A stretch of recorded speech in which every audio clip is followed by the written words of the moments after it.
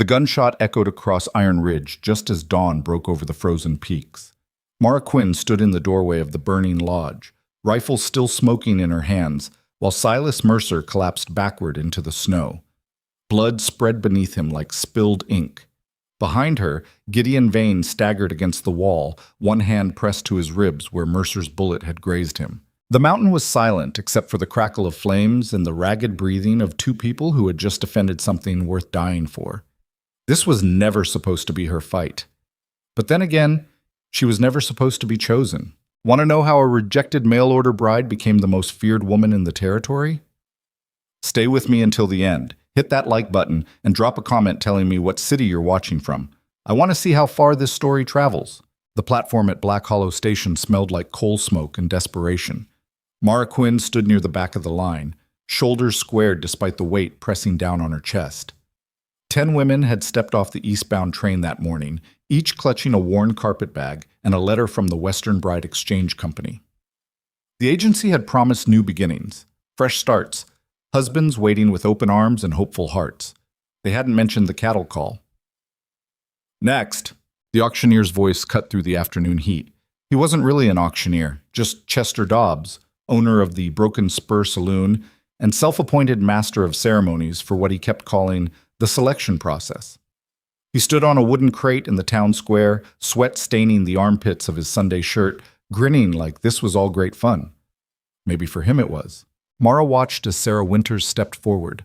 Blonde curls, 18 years old, waist so narrow a man could span it with his hands. The crowd of ranchers and prospectors pressed closer. Someone whistled. Sarah's cheeks flushed pink, but she smiled anyway, holding up the edge of her traveling dress in a nervous curtsy. Now, this little lady came all the way from Philadelphia, Dobbs announced, reading from a creased paper. Can read and write, plays piano, excellent with needlework. Oh, I'll take her. James Carver pushed through the crowd, a cattle rancher with 10,000 acres and a new house that needed a woman's touch. He was 45 if he was a day, but his teeth were mostly his own and he didn't smell like whiskey. Sarah could do worse. She probably had done worse back in Philadelphia. That's why most of them were here. Dobbs scribbled something in his ledger. Sold. Matched. James Carver and Miss Sarah Winters. He chuckled at his own slip. Next. One by one, the women were chosen. Catherine Moore, with her dark eyes and quieter beauty, went to a homesteader named Thomas Beck. He was young, nervous, kept twisting his hat in his hands when he spoke to her. She seemed relieved.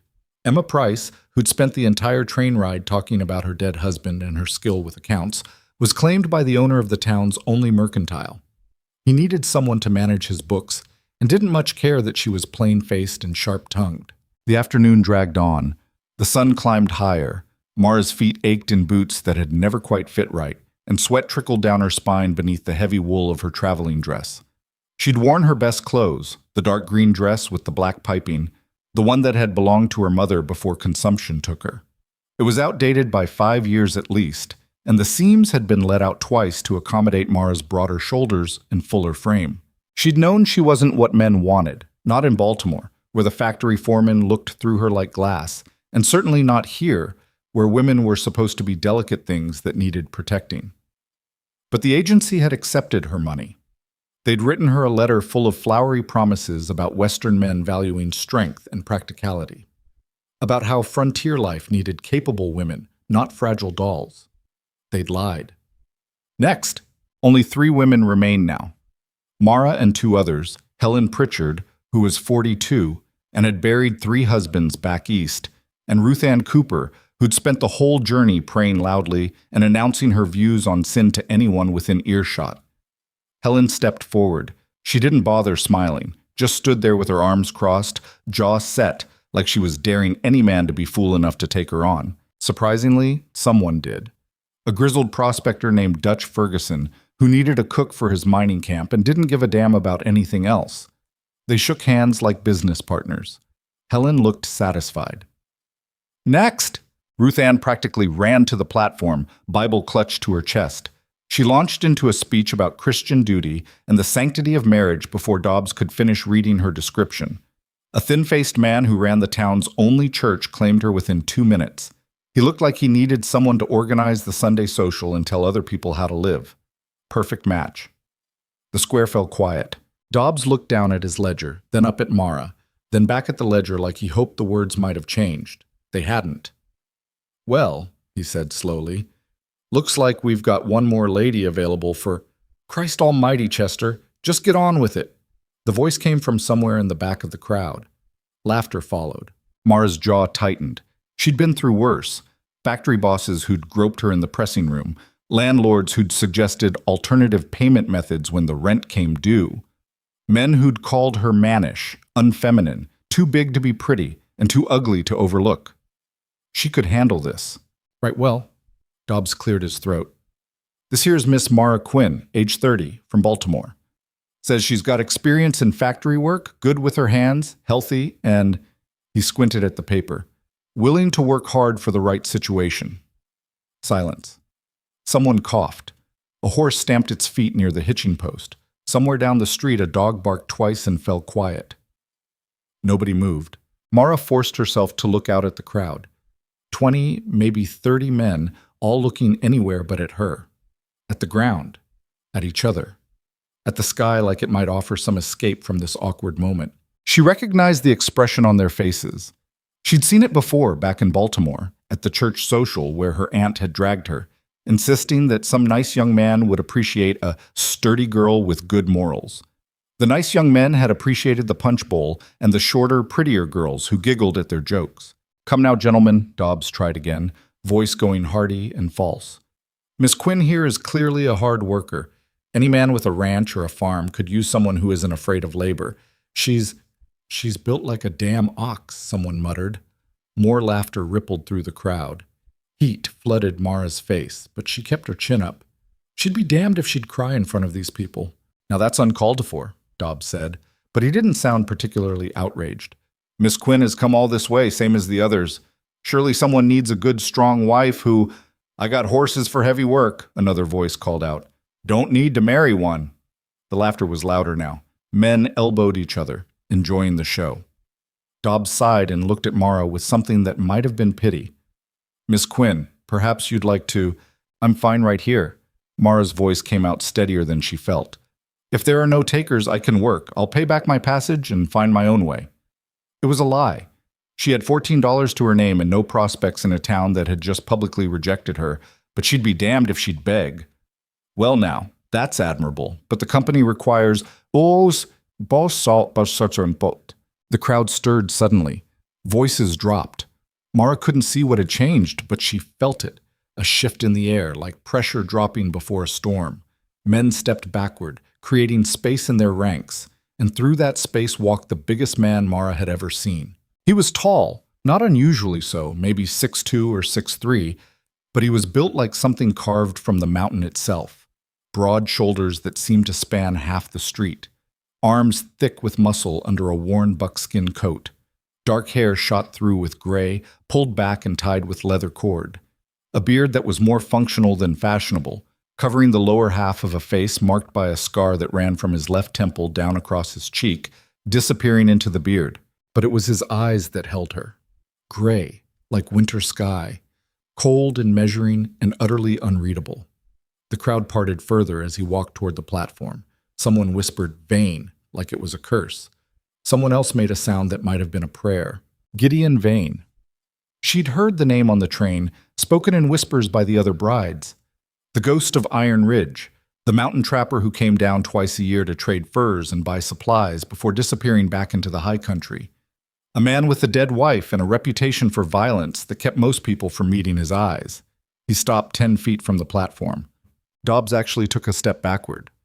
"Mr. Vane, didn't expect to see you in town today.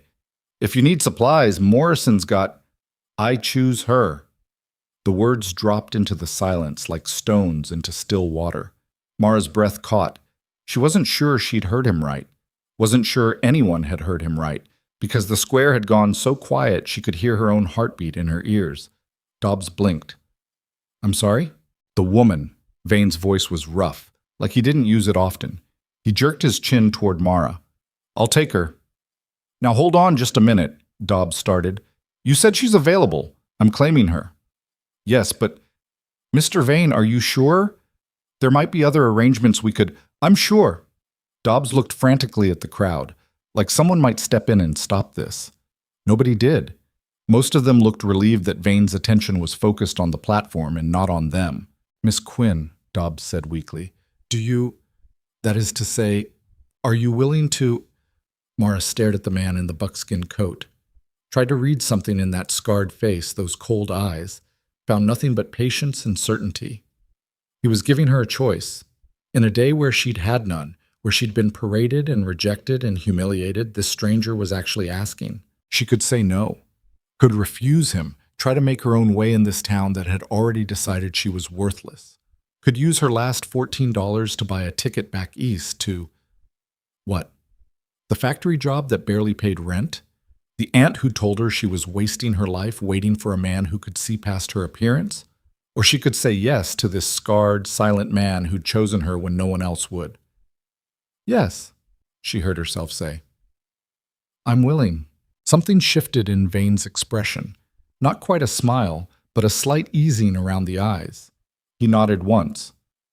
Right then, Dobbs said, clearly wanting this whole thing over with. That makes 10 matches. Ladies, gentlemen, the Western Bride Exchange Company thanks you for your participation, and we wish you all— Papers. Vane's voice cut through the speech. What? Give me the papers, for her passage and the contract. Dobbs fumbled with his ledger, pulling out a sheaf of documents. Vane took them, scanned them briefly, then pulled a leather pouch from inside his coat. He counted out bills, more money than Mara had seen in months, and dropped them on the crate beside Dobbs. That covers her debt to the company and the travel expenses. He looked at Mara. You owe them nothing now. It took her a moment to understand what he'd done. He'd bought her contract outright, paid off everything she would have spent years working to repay, made her a free woman even before she'd left the platform. Get your things, he said. We leave in an hour. Then he turned and walked away, the crowd parting before him like water around a stone. Out. Mara sat on her carpet bag outside Morrison's Mercantile, watching Black Hollow prepare for evening. The other brides had already left with their new husbands. Sarah Winters had climbed into James Carver's wagon, sitting primly beside him as they rolled toward his ranch. Catherine Moore and her homesteader had walked off together, talking quietly. Even Ruth Ann and her church-running husband had departed, though not before Ruth Ann had shot Mara a look that was equal parts pity and satisfaction. The pity Mara could have handled. The satisfaction, that knowing look that said, I might be marrying a joyless bore, but at least I'm not marrying that. That stung more than it should have. Quinn. She looked up. Vane stood in the doorway of Morrison's, a pack slung over one shoulder and a rifle in his other hand. He'd added supplies to his load. She could see the corners of flour sacks and the gleam of canned goods. That all you've got? He nodded at her carpet bag. Yes. He considered this, then jerked his head toward the store. You'll need better boots and a coat that'll handle mountain weather. Get what you need. I don't have money for— I do. He disappeared back inside. Mara sat there for a moment, trying to decide if she should be offended. She'd been taking care of herself for 10 years since her mother died and her father drank himself into an early grave. She didn't need charity, but she also didn't need frostbite. She picked up her bag and followed him inside. Morrison's was dim and crowded with everything a frontier town might need. Flour and cornmeal in barrels, bolts of cloth stacked on shelves, tools hanging from the ceiling, and in the back, clothes. Practical, sturdy, made for work instead of fashion. Vane was talking to Morrison, a balding man with nervous eyes who kept glancing at Vane like he expected to be hit. And 20 pounds of the coffee beans, not the ground stuff. She'll need— He turned as Mara approached. Boots first. Show him your feet. It wasn't a request. Mara sat on the bench Morrison indicated and unlaced her worn leather boots. They'd been her mother's originally, passed down and resold twice.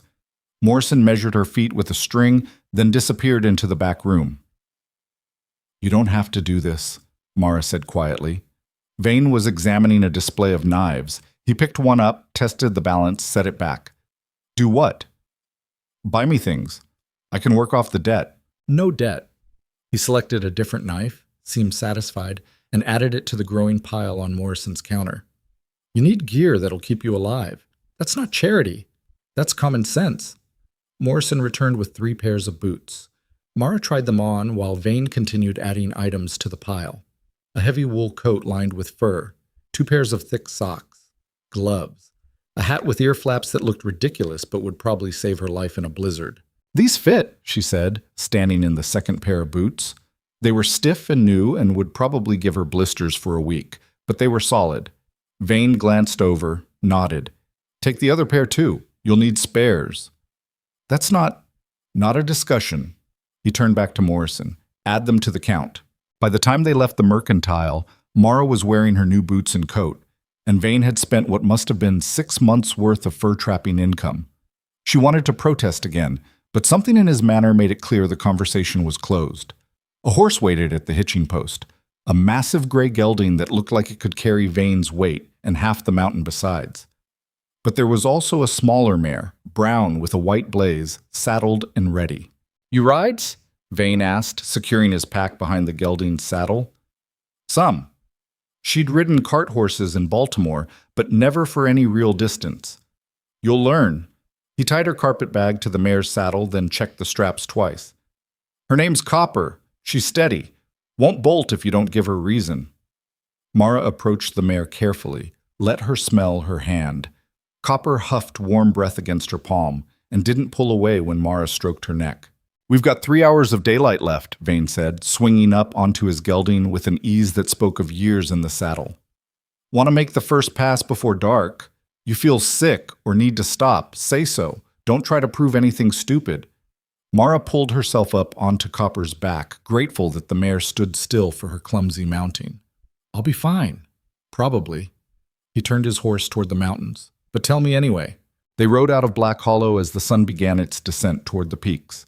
Mara looked back once, at the town that had rejected her, at the platform where she'd stood while men laughed at her expense. Then she turned forward, toward the mountains and the silent man leading her into them, and decided that whatever waited ahead had to be better than what she was leaving behind. At least, that's what she told herself. The trail climbed steadily upward, away from the valley floor and into country that grew wilder with every mile. Vane set a pace that was steady but not punishing.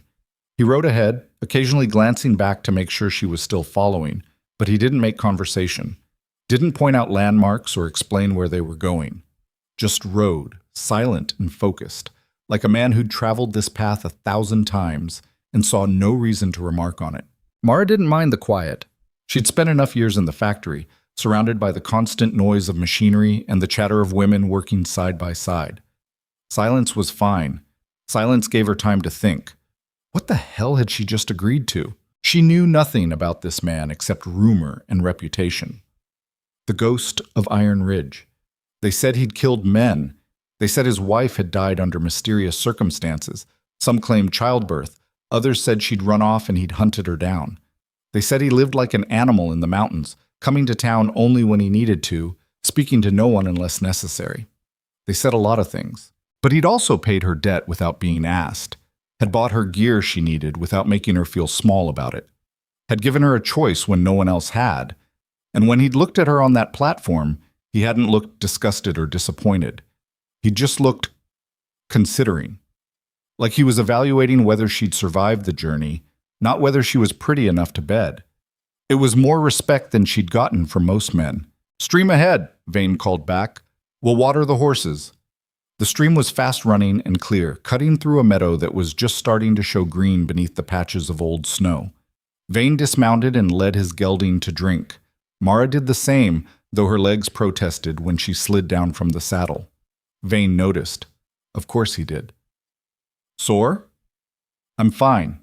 He made a sound that might have been amusement. "You'll be worse tomorrow. Walk it off while the horses drink." It was good advice, so she took it, pacing the edge of the meadow while feeling returned to her legs. Vane checked his horse's hooves, adjusted the pack straps, and scanned the tree line with the constant awareness of a man who'd spent his life in country that could kill you if you stopped paying attention. "How much farther?" Mara asked. "Tonight, we'll make the line shack at Turner's Pass. Tomorrow, another 6 hours to the cabin. And that's home? For now." He finished with his horse and looked at her directly for the first time since they'd left town. "You know what you agreed to?" I know what the contract said. Marriage, partnership. I work the homestead, you provide for our needs. The contract's worthless paper up here. Vane walked to the stream, knelt, and filled his canteen. Law doesn't reach Iron Ridge. If you want out, you tell me. I'll bring you back to town, give you money to start somewhere else. You don't owe me anything. Mara stared at him. You paid for my passage, the supplies, the horses. I pay for what I need. If this doesn't work, I don't need you there. It should have stung. Instead, it was oddly refreshing. No pretense, no false promises, just the truth laid out like supplies on a counter. And if I stay, then you work. Place needs repairs before winter comes again. Garden needs planting. I'll teach you what you need to know about mountain living, how to shoot, how to read weather, how to not die doing something stupid. He stood, capped the canteen. In return, you'll have a roof, food, safety, your own space. I won't touch you unless you want me to. The last sentence came out matter of fact, but Mara felt its weight. Why did you choose me? The question escaped before she could stop it. In town, you could have... There were prettier women, younger. Vane was quiet for a long moment, watching the stream rush past. When he spoke, his voice was careful, like he was picking through thoughts he didn't usually share. I don't need pretty. Pretty doesn't haul water or chop wood or keep her head when things get bad. Pretty doesn't survive winters that last 6 months. He looked at her. You stood on that platform while those bastards laughed at you, and you didn't cry, didn't beg, just stood there like you'd outlast their mockery because you'd outlasted worse. That's what I need. Someone who won't break. Something in Mara's chest loosened, just slightly. I won't break, she said. Good. He moved back to his horse. Because the mountains don't care how you look. They only care if you're strong enough to survive them. They mounted up and rode on as the shadows lengthened across the meadow. The line shack at Turner's Pass was barely more than 4 walls and a roof, but it was weather-tight and stocked with basics. Vane got a fire going in the small stove while Mara tended to the horses, following his terse instructions about rubbing them down and checking their hooves for stones. By the time she came inside, he had coffee brewing and was frying salt pork in a battered pan. Eat, he said, handing her a tin plate with pork and hardtack. We'll be up before dawn. The food was plain but filling. Mara ate mechanically, too tired to taste much, while Vane sat on the other side of the fire and cleaned his rifle with the focused attention of a man performing a ritual. You know how to shoot? He asked without looking up. No. I'll teach you. Can't have you helpless if something comes around.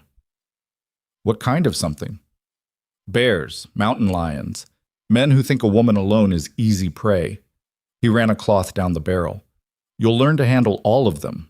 Mara watched him work, methodical and efficient. His hands were scarred, old marks that spoke of hard use and harder lessons, but they were steady, careful, almost gentle with the weapon. Your wife, she said, then immediately regretted it when his hands stilled. Sorry, that's not... I shouldn't have... Anna. His voice was flat. Her name was Anna. She died 4 years ago. Fever took her during a bad winter. I couldn't get her down to a doctor in time. I'm sorry. He resumed cleaning the rifle. She was soft, sweet, everything people think women should be, and she hated the mountains. Hated the isolation, the cold, the constant work. She married me thinking love would be enough to make it bearable. He set the rifle aside. It wasn't. But you stayed. I belong here. She didn't. He stood, moved to the window, looked out at the darkness gathering beyond the glass. I won't make that mistake again. That's why I chose you. You're already hard. Already know life doesn't give you what you want. You might hate it here too, but you won't break from hating it. Mara didn't know what to say to that. It was the most he'd spoken since they'd met, and every word felt like a confession he hadn't meant to make. I'll try not to hate it, she said finally.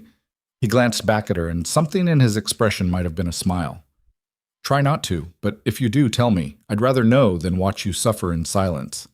He rolled out a bedroll near the stove and nodded toward the corner. There's blankets in the chest. Take what you need. Mara made herself a bed in the corner, as far from him as the small shack allowed. She lay down fully clothed, her new coat pulled over her like an extra blanket, and listened to the fire crackle and the wind test the walls. Across the room, Vane's breathing had already settled into the deep rhythm of sleep. Tomorrow, they'd reach Iron Ridge. Tomorrow she'd see the place that would be her home, if she could survive it. Mara closed her eyes and tried not to think about all the ways this could go wrong. But sleep, when it came, was surprisingly sound. That's it. They left Turner's Pass in the gray light before sunrise, when the world was nothing but shapes and shadows. The trail climbed higher into country that was more rock than earth, where pine trees clung to impossible slopes, and the air grew thin enough to make Mara's lungs work harder. Her thighs ached from yesterday's ride, and the new boots had indeed raised blisters on both heels, but she gritted her teeth and said nothing. Vane noticed anyway. At mid-morning, he called a halt, dismounted, and pulled a small tin from his pack. "Give me your foot." "What?" "Your foot. You're walking wrong." Mara reluctantly lifted her foot. Vane pulled off the boot, peeled back her sock, and made a disapproving sound at the blood-soaked blister on her heel. He cleaned it with water from his canteen, then smeared some kind of salve on it before wrapping it with clean cloth torn from a roll in his pack. "Other foot." She gave it to him. He treated it the same way, efficient and impersonal as a doctor, then handed her back her boots. "Socks were too thin. Should have told you to get heavier ones." "I'm fine." "You're stubborn." He returned the salve to his pack. "But I already knew that." They rode on. The trail got narrower, hugging cliff faces where Mara tried very hard not to look down at the drops that fell away to her right.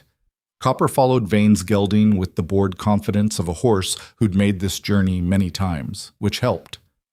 Mara just held on and tried to breathe. "You're doing better than most would," Vane said after they'd navigated a particularly nasty switchback. Anna screamed the whole way up the first time. Horse almost bolted. It was the first time he'd mentioned his wife without being asked. Mara considered her response carefully. Where was she from? St. Louis, merchant's daughter. She came west with her family. They settled in Black Hollow. He guided his horse around a fallen log. I met her in Morrison's. She dropped a bolt of cloth. I picked it up. She smiled at me like I wasn't. He gestured vaguely at his scarred face. She saw something else, something better than what was there. What happened? I fell in love like a damn fool. Married her quick, brought her up here thinking she'd learn to love it too. She tried. Really did try. But some people aren't made for this life. How'd you get the scar? Mara asked. Vane touched his face briefly, like he'd forgotten it was there. Grizzly, 7 years back. Came on her den too sudden. She took offense. Got my face and 3 ribs before I put her down. Anna nursed me through the healing. That's when I knew she had steel in her. She didn't faint at the blood, just cleaned and stitched and kept me alive. But she still hated the mountains. Hated them more after that. Kept thinking every sound was another bear coming to finish the job. The isolation got worse. She'd talk to herself when she thought I couldn't hear, started having nightmares. He was quiet for a moment. The fever that took her was almost a mercy. She was already dying up here, just slower. I'm sorry, Mara said again, because what else was there to say? Don't be. She's at peace now. And I learned my lesson. He looked back at her. That's why I'm telling you. If this life isn't for you, leave. Don't suffer through it out of obligation or pride. I won't hold you to promises made in ignorance. I'm tougher than I look, Mara said. I know. That's why you're here. The trail finally leveled out onto a high plateau where the view opened up. Miles of mountains stretching in every direction, peaks still white with snow, valleys carved deep by ancient glaciers. It was beautiful in a harsh, unforgiving way that took Mara's breath. That's Iron Ridge. Vane pointed to a dark line of mountains to the north. Homes on the eastern slope, tucked into a valley where the wind can't reach it. Good water, decent soil for a garden, and forest close enough for hunting. How long have you been there? Built the cabin 8 years ago. Spent the year before that living in a cave while I worked on it. He started forward again. It's solid. Tight roof, good walls, chimney that doesn't smoke. You'll be warm and dry, at least. They descended from the plateau into forest so thick it blocked out half the sky. The temperature dropped 20 degrees in the shade. Mara pulled her coat tighter and followed Vane through the trees that had been growing since before her grandmother was born. Almost there, he said as afternoon light filtered through the canopy. Another mile. The cabin appeared suddenly, tucked into a clearing that seemed to have been carved specifically for it. It was bigger than Mara had expected. Not a rough trapper's shack, but a real house. Log walls chinked with mortar, a stone chimney that rose higher than the roof line, windows with real glass, and a covered porch that wrapped around the front. Behind it stood a barn that could house the horses and then some, and beyond that the dark line of forest rising up the mountainside. Vane dismounted and stood there a moment, looking at his home like he was seeing it through her eyes. "It's not much," he said. "It's beautiful," Mara replied, and meant it. He glanced at her, surprised. Then he nodded toward the cabin. "Come on, I'll show you around before the light goes." The inside was dim until Vane lit lamps, and then it revealed itself in warm, flickering light. One large room made up the main living space, a kitchen area with a black iron stove and a hand pump at the sink, a table with 4 chairs, a seating area with a worn leather couch, and 2 handmade chairs positioned near the fireplace. Shelves lined one wall, packed with books. More books than Mara had seen outside of the public library in Baltimore. Titles on everything from agriculture to astronomy, poetry to philosophy, novels and histories and technical manuals. "You read," she said stupidly. "Not much else to do during winter." Vane set his rifle in a rack near the door. "Help yourself to any of them." A narrow staircase led to a loft where she could see the edge of a bed. Vane gestured to a door off the main room. "That's the other bedroom. It's yours. I'll sleep up top." Mara opened the door to find a small room with a real bed frame, a quilt that looked handmade, a chest of drawers, and a window that looked out at the forest. It was simple but clean, and it was hers. Her own space, like he'd promised. "Anna's things are in the chest," Vane said from the doorway. "Might be some dresses and such you can use until you make your own. If you don't want them, that's fine too." "Thank you." He nodded and retreated. Mara heard him building up the fire in the main room, then the clank of pots as he started preparing something for dinner. She sat on the bed, her bed, and tried to process everything. This wasn't what she'd expected. Not the cabin, not the books, not the quiet respect with which Vane treated her. She'd expected a rough man living a rough life, and instead she'd found, what? Someone lonely, someone scarred, someone who'd learned hard lessons and was trying not to repeat them. Someone not so different from herself. She stood, unpacked her meager belongings into the chest of drawers, then joined Vane in the main room. He was making stew from dried venison and preserved vegetables, working with the easy competence of a man who'd been cooking for himself for years. "Can I help?" she asked. "Bread's in the tin on the counter. Slice it." They worked in companionable silence, preparing a meal together like they'd done it 100 times before. It felt strange and familiar all at once. They ate at the table, and afterward Vane showed her how to work the pump at the sink, where the root cellar was for cold storage, how to bank the fire for the night. Practical information delivered in brief, clear sentences. "Tomorrow I'll take you around the property," he said as darkness settled fully outside. "Show you the boundaries, where the good water is, what to watch out for. Day after that, we'll start on the garden plot. Needs to be ready for planting in 3 weeks." "All right." He studied her for a moment. "You're handling this better than I expected." "What did you expect?" "Questions? Complaints? Tears, maybe?" Mara shook her head. "I learned a long time ago that tears don't change anything, and I don't complain about things I chose." Something shifted in his expression. Approval, maybe, or recognition. "Get some sleep," he said. "Tomorrow starts early." Mara went to her room and closed the door. She could hear Vane moving around the main room, settling in for the night. Eventually his footsteps climbed to the loft, and then the cabin fell silent except for the crackle of the fire and the whisper of wind through the pines outside. She lay in her new bed, in her new room, in her new life, and waited for doubt to creep in. It didn't come. Instead, she felt something she hadn't felt in years, something that might have been hope. Maybe this would work. Maybe she'd found a place where being strong wasn't a liability. Maybe the woman nobody wanted had finally found somewhere she could belong. The mountains had no opinion on whether she was pretty. They only cared if she'd survive, and Mara Quinn was very good at surviving. She closed her eyes and slept without dreaming. The first week passed in a blur of work that left Mara's muscles screaming and her hands raw despite the gloves Vane had insisted she wear. He'd meant what he said about starting early. The first morning she woke to darkness and the smell of coffee already brewing. By the time she stumbled out of her room, still half asleep, Vane had breakfast ready. Fried eggs from chickens she hadn't known he kept, thick slices of bread toasted over the fire, and coffee strong enough to strip paint. "Eat fast," he said without preamble. "We've got fences to check before the snow melts completely. Ground's too soft in some places, posts need resetting."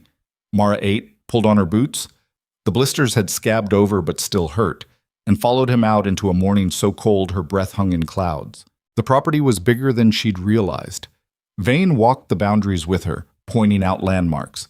The creek that ran year-round, fed by snowmelt from higher elevations. The stand of aspen where he tapped for syrup each spring. The rocky outcropping that marked the northern edge, beyond which was Forest Service land where nobody could build or claim. "That's important," he said, pausing at the outcrop. "This whole valley is mine. Filed the claim 6 years back, paid it off in 3. Nobody can touch it legally. But law's one thing, reality's another. Men have tried to squat here when I'm gone for extended trapping. That's why the fences matter. They're not just boundary markers. They're warnings." "What happened to the men who tried to squat?" Vane's expression didn't change. "They left." Something in his tone suggested they hadn't left willingly or in good condition. Mara decided not to push. They worked through the morning, Vane showing her how to dig out a rotted fence post, set a new one, tamp the earth tight around it. Her hands blistered inside the gloves. Sweat soaked through her shirt despite the cold. But she kept working, matching his pace, refusing to be the one who called for a break. He noticed. Of course he did. "Stop trying to prove something," he said around midday, straightening from the post he'd just set. "You'll hurt yourself trying to keep up with someone who's been doing this for 20 years. "I'm fine." "You're bleeding through your gloves." Mara looked down. He was right. Dark spots had soaked through the leather at her palms. "Come here." Vane pulled off his own gloves and held out his hand. Reluctantly, she gave him hers. He peeled them off carefully, examined her hands with the same clinical attention he'd given her blistered feet. "You've torn the skin. Keep working like this. You'll get infected." He pulled a cloth from his pocket, dampened it with water from his canteen, and cleaned her palms. His hands were rough, calloused, but surprisingly gentle. He worked in silence, focused entirely on the task, and Mara found herself studying his face. The scar was brutal in daylight, a thick, ropey line that had healed poorly, probably because he'd been miles from any real medical care when it happened. It pulled at the corner of his eye slightly, gave his face a permanent hardness that probably served him well when dealing with men who might test him. But his eyes weren't hard right now. They were careful, almost worried, as he wrapped her hands with strips of clean cloth from his seemingly endless supply. "You don't have to destroy yourself to earn your place here," he said quietly. "You've already earned it by showing up and trying." "I don't know any other way to do things." "I know." He finished tying off the bandage. "I'm the same way. But we're going to have to learn to pace ourselves or we'll both be crippled by 40. It was the first time he'd used "we" instead of talking about her adjustment separately from his life. Mara didn't comment on it, but she noticed. They worked slower after that, taking breaks when Vane declared them necessary, drinking water and resting in the shade of the pines. He told her about the land, which areas flooded in spring, where the best hunting was, what animals to watch for, and which to avoid. "Bears come down in early summer looking for easy food," he said. "You see one near the cabin, make noise, bang pots together, yell, throw things. They'll usually leave. If they don't, get inside and get the rifle. Don't try to be brave." "When do I learn to shoot?" "Tomorrow, if your hands can hold a rifle. No point teaching you if you can't grip properly." That evening, after a dinner of rabbit stew that Vane had made from an animal he'd snared that morning, he pulled out a whetstone and showed her how to sharpen knives. It was meditative work, the rhythmic scrape of steel on stone, and he talked while they worked. "And I hated this part," he said, testing the edge of a hunting knife against his thumb. Said it made her nervous, all the sharp things around. She cut herself twice trying to help with kitchen prep. He set the knife aside and picked up another. "You're not scared of the work." "Should I be?" "Most women would be. Most people, really. It's not easy living like this. No neighbors to call on if something goes wrong. No doctor within a day's hard ride. No law except what you enforce yourself." "Sounds like freedom to me," Mara said. He looked at her then, really looked, and something in his expression shifted. "Yeah," he said slowly. "I suppose it is." The second day, her hands hurt too much to grip anything heavy, so Vane put her to work in the cabin instead. The place was clean enough, but clearly needed a woman's organizational touch. Or at least, that's what he claimed. Mara suspected he was just giving her lighter work while she healed. She reorganized the kitchen shelves, swept and scrubbed the floors, washed windows that probably hadn't been cleaned since Anna died. She found evidence of the previous wife everywhere. A hairpin behind the wash basin, a recipe card tucked into a cookbook, a shawl folded in the chest that Vane had given to Mara. It should have felt strange, living in a dead woman's space, wearing her clothes, sleeping in what had been her room. But it didn't. Anna was gone, and whatever grief Vane carried, he didn't let it poison the present. The cabin wasn't a shrine. It was a home that needed tending. While she worked inside, Vane worked on the barn roof, replacing shingles that had blown off during winter storms. She could hear him up there, the steady rhythm of hammer on nails, occasionally a muttered curse when something didn't fit right. Around noon, she brought him lunch, bread and cheese and cold venison. He climbed down from the roof, sat on the porch steps, and ate while studying the work he'd done. "How's the inside coming?" he asked. "Clean, organized, found some interesting things in your bookshelves." "Like what?" "Poetry. Didn't take you for the type." He smiled slightly, a rare expression that made him look years younger. "My mother's, she taught school back in Ohio before she married my father, made sure I could read before I could plow. Poetry, Shakespeare, philosophy. She figured if I was going to live rough, I should at least have something to keep my mind from going rough too." "Did it work?" "You'll have to tell me." He finished the bread and stood, brushing crumbs from his pants. "Your hand's good enough to hold a rifle?" "Good enough." He fetched 2 rifles from inside. His own and a lighter one he said had belonged to Anna, but had been originally his mother's. He loaded them both, carried them away from the cabin to a clearing where he'd set up a row of tin cans on a fallen log. "This is a Winchester," he said, showing her the lighter rifle. "Lever action, holds 15 rounds. It's not as powerful as mine, but it's easier to handle and reload fast. You're going to learn on this." He spent the next hour teaching her the basics. How to hold it, how to sight down the barrel, how to breathe and squeeze the trigger instead of pulling. The first shot nearly knocked her backward. She wasn't prepared for the recoil. The second went wide, missing the cans entirely. The third clipped the edge of one, sending it spinning. "Better," Vane said. He stood behind her, close enough that she could feel his presence, but not touching. "Don't anticipate the kick. Let it happen. Your body knows how to absorb it if you don't tense up." She tried again. This time the can flew backward, and something fierce and satisfied surged through her chest. "Good." Vane's voice held approval. Again. By the time they'd gone through a full box of ammunition, Mara could hit 5 cans out of 8 tries. Her shoulder ached from the recoil, and her ears rang despite Vane's warning to expect it, but she felt capable in a way she never had in Baltimore. "You're a natural," Vane said, cleaning both rifles with the careful attention he gave to everything. "Most people flinch too much at first. You didn't." "I've been flinching my whole life. Got tired of it." He glanced at her, something understanding in his eyes. "Yeah, I know that feeling." The third day dawned warmer, the sun actually breaking through the perpetual cloud cover. Vane declared it Garden Day. The plot was behind the cabin, enclosed by a fence to keep out deer and smaller animals. The earth was dark and rich, fed by compost Vane had been building for years. He'd already turned it once before leaving for town to collect Mara, and now they spent the morning breaking up clods, removing rocks, making neat rows for planting. "Too early for most things," Vane explained, working a few yards away from her. "But we can get peas in, some cold hardy greens. Potatoes go in next week. Tomatoes and beans have to wait until the last frost passes, probably another 3 weeks. You know a lot about gardening. Have to. Growing season's short up here. You don't plan it right, you starve come winter." He paused, leaning on his shovel.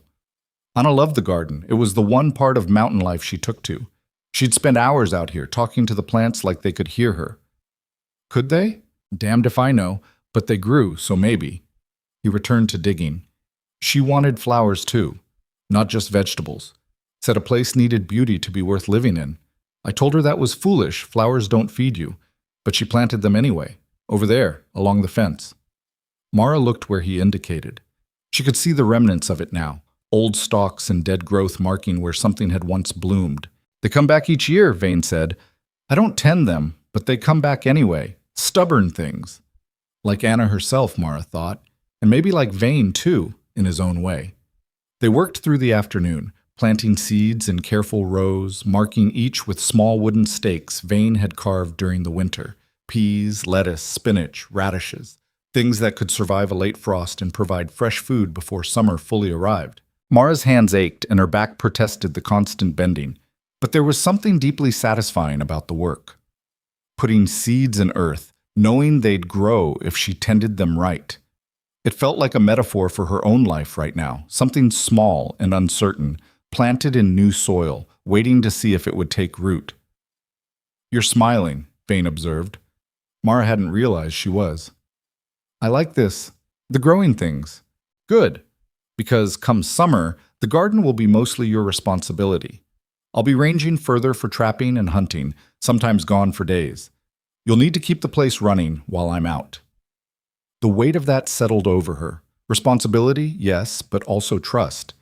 He was telling her he'd leave her alone with his home, his livelihood, his survival through the next winter. That required faith she wasn't sure she'd earned yet. I won't let you down, she said. I know.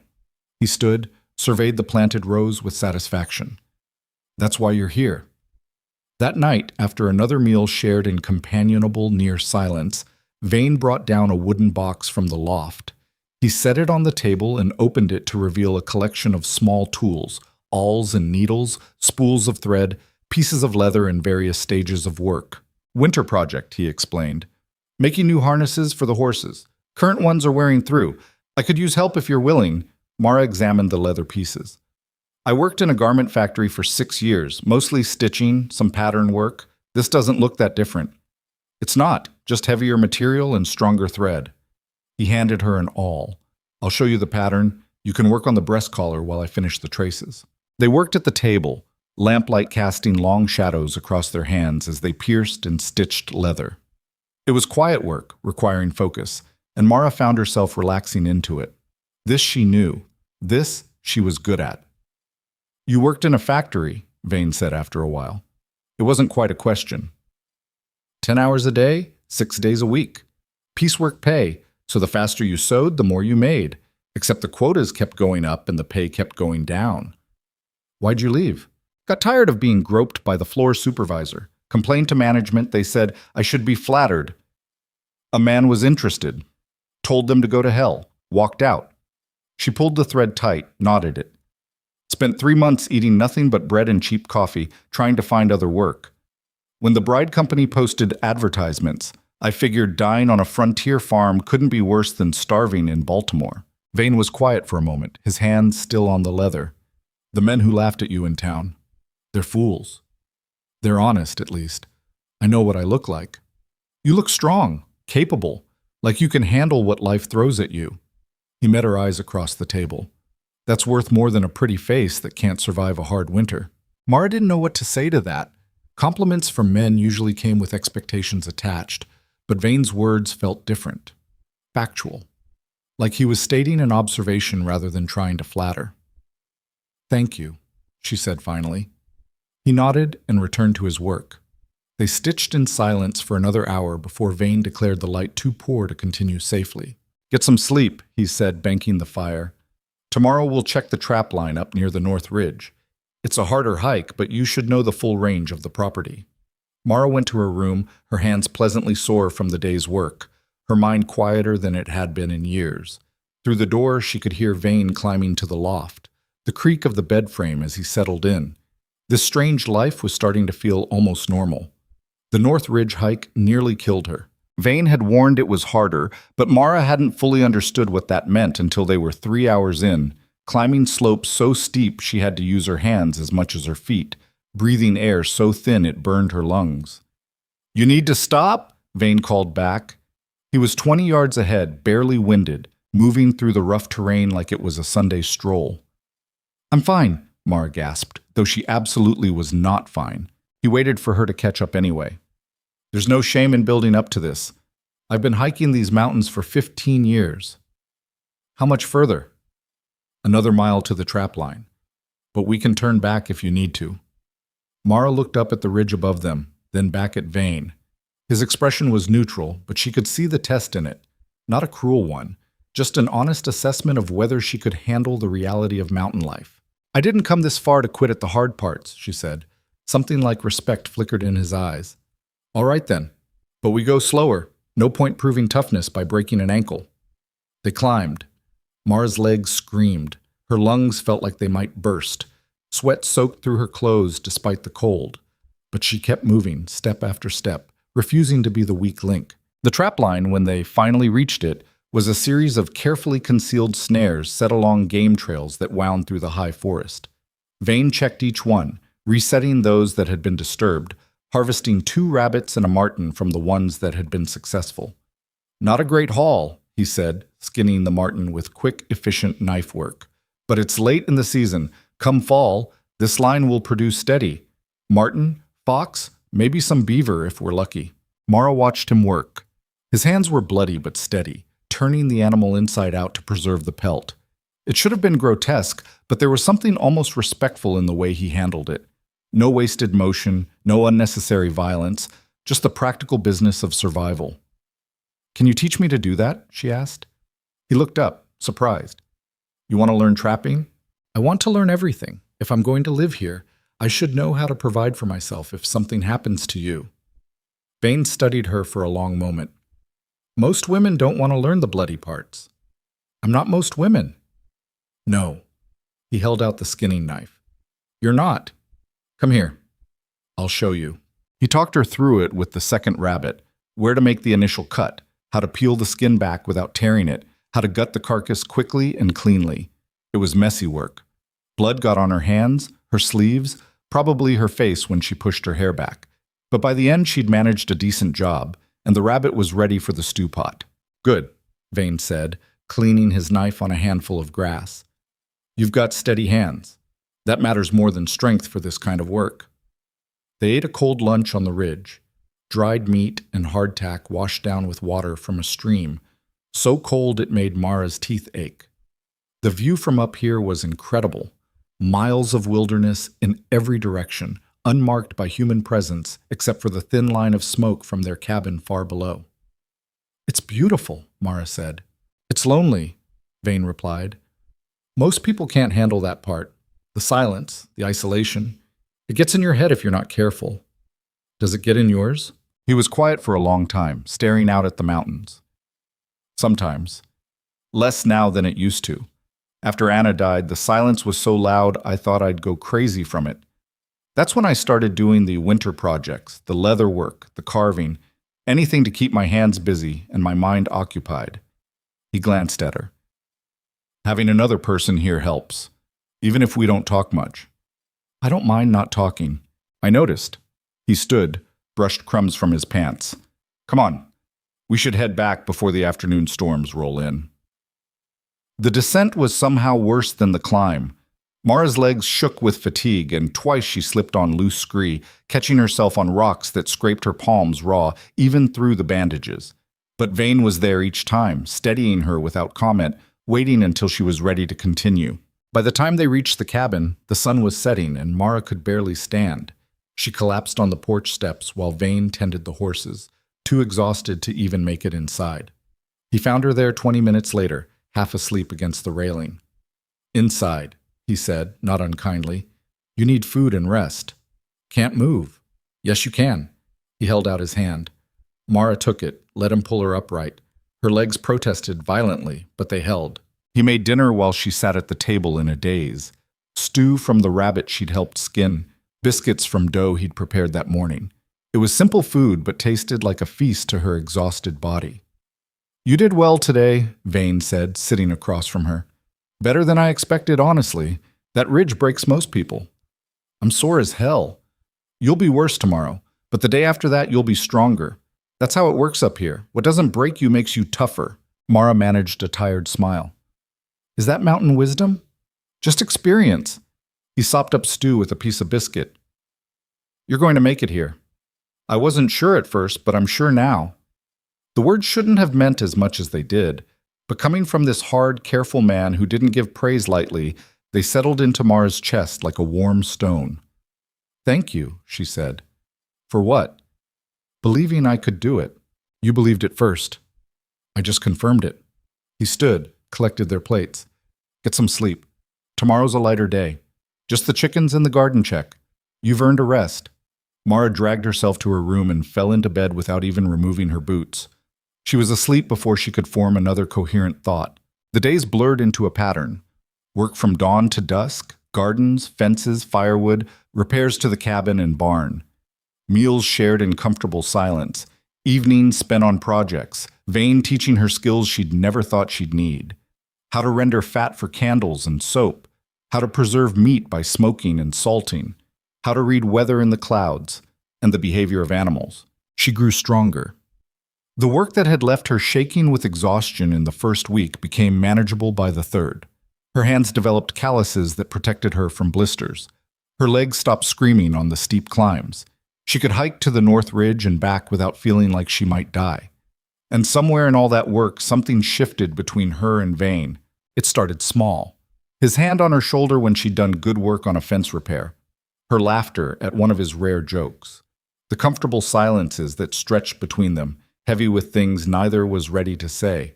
She caught him watching her sometimes, not with hunger, but with something else. Curiosity, maybe. Or recognition, like he was seeing someone who matched him step for step and finding it surprised him. And she watched him too. Noticed the gentleness beneath the gruff exterior, the way he always fed the horses before himself, the care with which he tended Anna's flower patch, despite claiming it was foolish, the books of poetry he read by lamplight when he thought she was asleep.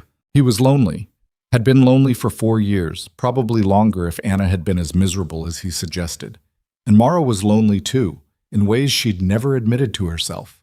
Lonely for respect, for partnership, for someone who saw her strength and valued it instead of being threatened by it. One evening, a month after she'd arrived, they sat on the porch watching the sun set over the mountains. The day's work was done. Dinner sat warm in their bellies. The air smelled like pine and approaching summer. I'm glad you chose me, Mara said quietly. Vane glanced at her. Yeah? Yeah, it's good. Hard, but good. You've made it good. He leaned back against the porch post. Place was just a place before. You've made it a home again. It was already a home, I just cleaned it up a bit. It's more than that. He was quiet for a moment, choosing his words carefully. Anna tried to make it what she thought a home should be. Curtains and decorations, things that looked nice but didn't matter. You've made it functional, organized, like everything has a purpose. That's what it needed. Mara felt heat rise in her cheeks. I just put things where they made sense. That's what I mean. He looked at her directly. You make sense here. You fit. The words hung between them, weighted with possibility. Mara's heart beat faster. She should say something, thank him maybe, or make a joke to cut the tension. But she didn't want to cut it, didn't want to retreat from whatever was building in this moment. So do you, she said finally. Fit, I mean. With me. Vane's expression shifted. Surprised, then something warmer. He opened his mouth, closed it, seemed to wrestle with himself. Finally, he stood. It's late. We should get some rest. Disappointment flickered through Mara's chest, but she didn't let it show. Right. Early start tomorrow. She went to her room, closed the door, and sat on the bed feeling like she'd missed something important. Through the walls, she could hear Vane moving around the main room, banking the fire, checking the door latch, climbing to the loft. The cabin settled into silence. Mara lay in the dark, staring at the ceiling, and wondered what would have happened if she'd been braver. If she'd said what she was really thinking. If she'd admitted that somewhere between the fence posts and the garden rows, between the rifle lessons and the leather working, she'd started to feel something she'd never expected to feel for any man. Respect? Yes. Gratitude? Absolutely. But also want. The deep, bone-level want for partnership. For someone who saw her as an equal. For someone whose silence was comfortable instead of judgmental. For Gideon Vane, who'd chosen her when no one else would. She fell asleep still thinking about it, and dreamed of mountain peaks and calloused hands and the possibility of something more. The morning after their conversation on the porch, Vane was gone before Mara woke. She found a note on the kitchen table, held down by a coffee cup. His handwriting was surprisingly neat, each letter carefully formed. Gone to check the eastern trapline. Back by nightfall. Rifle's loaded if you need it. Don't do anything stupid. Mara smiled despite herself. That last line was pure vain, gruff concern disguised as an order. She spent the day working the garden, pulling weeds that had sprouted overnight, checking the young plants for signs of pest damage. The peas were already climbing their stakes, and the lettuce had formed tight green rosettes that would be ready for harvest within the week. It felt good, seeing things grow under her care. Around noon, she heard horses approaching. Multiple horses, moving at a casual pace down the trail from the ridge. Mara's hand went automatically to the rifle leaning against the cabin wall. Vane had drilled into her that unexpected visitors were rarely good news this far from town. She didn't chamber around. That would be too aggressive if these were legitimate travelers. But she kept the weapon close as 3 riders emerged from the tree line. 2 men and a woman, all dressed in town clothes that looked out of place in the wilderness. The woman rode side-saddle despite the rough terrain, her green dress already dusty from the trail. The men flanked her like guards, though neither appeared armed with anything heavier than belt knives. The lead man, thin-faced and sharp-eyed, spotted Mara and raised a hand in greeting. "Good afternoon. We're looking for Gideon Vane's property. Would this be it?" Mara kept her distance, the rifle visible but not pointed. "Who's asking?" "My name is Silas Mercer. I'm a land broker working with the Western Development Company." He gestured to his companions. "This is Miss Thornton, our surveyor, and Mr. Webb, my associate. We're conducting resource assessments in the region." Something about the man's smile made Mara's skin crawl. It was too practiced, too smooth for someone who'd just ridden 3 hours into the mountains. "Mr. Vane isn't here at the moment," she said carefully. "And you would be?" Mercer's eyes traveled over her in a way that made her want to reach for the rifle in earnest. "Mrs. Vane." The lie came easily, felt right in her mouth, even though no vows had been spoken. Mercer's eyebrows rose. "I wasn't aware Mr. Vane had remarried. Please accept my congratulations. When might we expect him to return?" "Hard to say. Could be an hour, could be tomorrow. Weather changes plans up here." "Of course." Mercer dismounted, helped Miss Thornton down with exaggerated courtesy. "Perhaps we could wait? We've come a long way, and the matter is rather important." Every instinct Mara had developed in 10 years of dealing with men who thought they owned the world told her to refuse. But outright hostility might cause more problems than it solved, and Vane would want to know what these people wanted on his land. "You can water your horses at the trough," she said finally, "but you wait outside. I don't know you." "Very prudent, Mrs. Vane." Mercer's smile never wavered. "We wouldn't dream of imposing on your hospitality uninvited." They settled on the porch while Mara retreated inside, watching through the window. Mercer and Webb talked in low voices, too quiet for her to hear. Miss Thornton pulled out a leather journal and made notes, her gaze sweeping the property with professional assessment. An hour passed, then 2.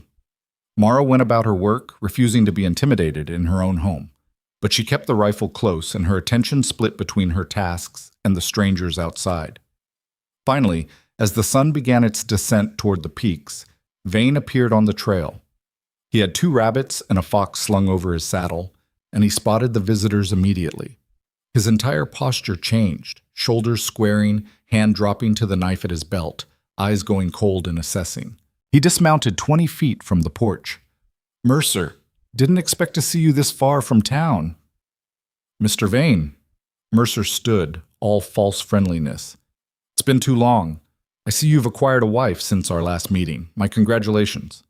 Vane's gaze flicked to Mara in the doorway, then back to Mercer. Whatever question was in his eyes, he didn't voice it. "What do you want?" "Straight to business. I appreciate that." Mercer gestured to Miss Thornton. "The Western Development Company is expanding operations in the territory. We're conducting surveys, assessing mineral rights, identifying promising parcels for investment. Your property came up in our research." "My property isn't for sale. I'm not here to buy it, simply to assess it. Standard procedure for our records." Mercer pulled papers from his jacket. "Of course, if our survey turns up anything valuable, minerals, timber rights, water access, we'd be prepared to offer very generous leases. You'd retain ownership while receiving substantial quarterly payments. Many landowners have found it quite lucrative." Vane's expression didn't change, but Mara saw his jaw tighten. "I'm not interested in leases or surveys or anything the development company is selling. You can turn around and ride back to Black Hollow. Mr. Vane, I understand your desire for privacy, but get off my land. Vane's voice dropped into something dangerous. Now.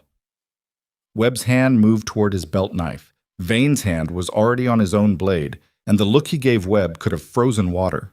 Now, there's no need for hostility, Mercer said quickly, stepping between them. We're all civilized people here. Perhaps if you simply allowed Miss Thornton to conduct a brief survey, purely for our records, we could avoid any unpleasantness. The only unpleasantness here is you thinking you can tell me what to do on my own property. Vane moved forward, and despite being outnumbered 3-1, Mercer actually stepped back. I filed legal claim on this land 6 years ago. Paid it off in full. Every fence post, every acre, every rock. It's mine. You don't have rights to survey it, lease it, or even look at it without my permission. And you don't have my permission. The law allows for certain exceptions when public interest. There's no law up here except what I enforce, and I'm telling you to leave before I enforce you off my property at gunpoint. Mercer's pleasant mask slipped for just a moment, revealing something colder underneath. That would be unwise, Mr. Vane. The development company has considerable influence in the territory. It would be unfortunate if that influence worked against you. Is that a threat? Simply an observation about the reality of modern commerce. Mercer retrieved his horse's reins.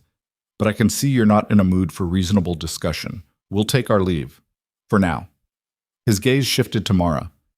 Mrs. Vane, a pleasure to meet you. I do hope we'll see each other again soon, perhaps in town where discussions might be more productive. The way he said it made Mara's stomach turn.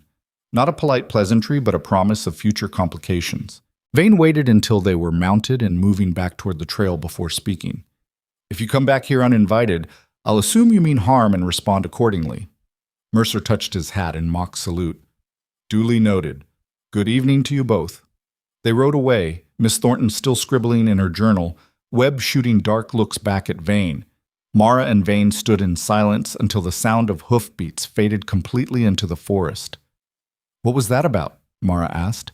Vane's shoulders dropped slightly, tension easing now that the immediate threat had passed. Trouble. The kind that doesn't go away easy. He looked at her. You called yourself Mrs. Vane. Seems simpler than explaining. Was that wrong? No. Something complicated moved across his face. It was smart. Mercer's the type to see a woman alone as an opportunity. Thinking you're married might make him more cautious. He carried his game to the barn. Come on, we need to talk. Inside the cabin, Vane built up the fire despite the mild evening, like he needed something to do with his hands. Mara sat at the table, waiting. Silas Mercer is a vulture, Vane said finally. Standing with his back to the fireplace. He works for the Western Development Company, but that's just a name for a group of investors who buy up land and mineral rights cheap, then exploit them until there's nothing left. They've been moving through the territory for 5 years, offering struggling homesteaders quick cash for leases or outright purchases. Most people don't realize what they're signing away until it's too late. And he wants your land. He wants what's under it. Vane moved to the window, looked out at the darkening mountains. There's silver in these hills, not much, but enough to be worth extracting if you don't care about destroying the land in the process. I found a vein about 3 years ago, up near the North Ridge. Mara's breath caught. How much silver? Enough to make me wealthy if I wanted to mine it. Enough to make the development company very interested if they knew it existed. He turned back to her. I've kept it quiet. Told no one. The only reason I found it was because I was tracking an elk and fell through a rotten snow bridge into a ravine. Saw the vein in the exposed rock face while I was climbing out. Why didn't you mine it? Vane was quiet for a long moment. When he spoke, his voice was heavy with old grief. Anna and I had a child. Daughter. She was 2 years old when the fever took Anna. The baby died 3 days later from the same sickness. Mara's heart clenched. He'd never mentioned a child. I couldn't save them, Vane continued. Couldn't get them down to town fast enough. The doctor said even if I had, it probably wouldn't have mattered. Some fevers just take what they want. His hands curled into fists. I found the silver 6 months after I buried them. All that money, all that wealth, and it couldn't have saved the 2 people who mattered. Felt like a sick joke. I'm sorry. Mara said softly. I told myself I'd leave it alone, that this place was for living, not for tearing apart in search of profit. That if I started mining, I'd become what I hated, someone willing to destroy beauty for money. He looked at her. But now Mercer's sniffing around, and if he finds out about the silver, he won't stop until he has it. Can he force you to sell? Legally? No. My claim is solid, but legal doesn't always matter out here. Men have had accidents. Claims have been disputed with forged documents. Women have been threatened until their husbands gave up and sold. His expression hardened. I won't let that happen. This is my home, my land, built with my hands, paid for with my work. Nobody takes it from me. Mara stood and moved to stand beside him at the window. Then we don't let them. He glanced down at her. We? You chose me to be your partner. That means I fight for this place too. She met his eyes. I've spent my whole life being pushed around by people who thought they had power over me. I'm done with that. If Mercer comes back, he'll find out I'm not the kind of woman who scares easy. Something shifted in Vane's expression. Surprise, then admiration, then something deeper that made her pulse quicken. You mean that, he said. Every word. He reached out slowly, giving her time to pull away, and tucked a strand of hair behind her ear. His fingers lingered against her cheek, rough and warm. I chose well, he said quietly. Mara's breath caught. They were standing too close, the air between them charged with everything they'd been carefully not saying for weeks. His hand was still on her face, his eyes searching hers for something she desperately wanted to give him. Gideon, she whispered. The sound of his name seemed to break something in him.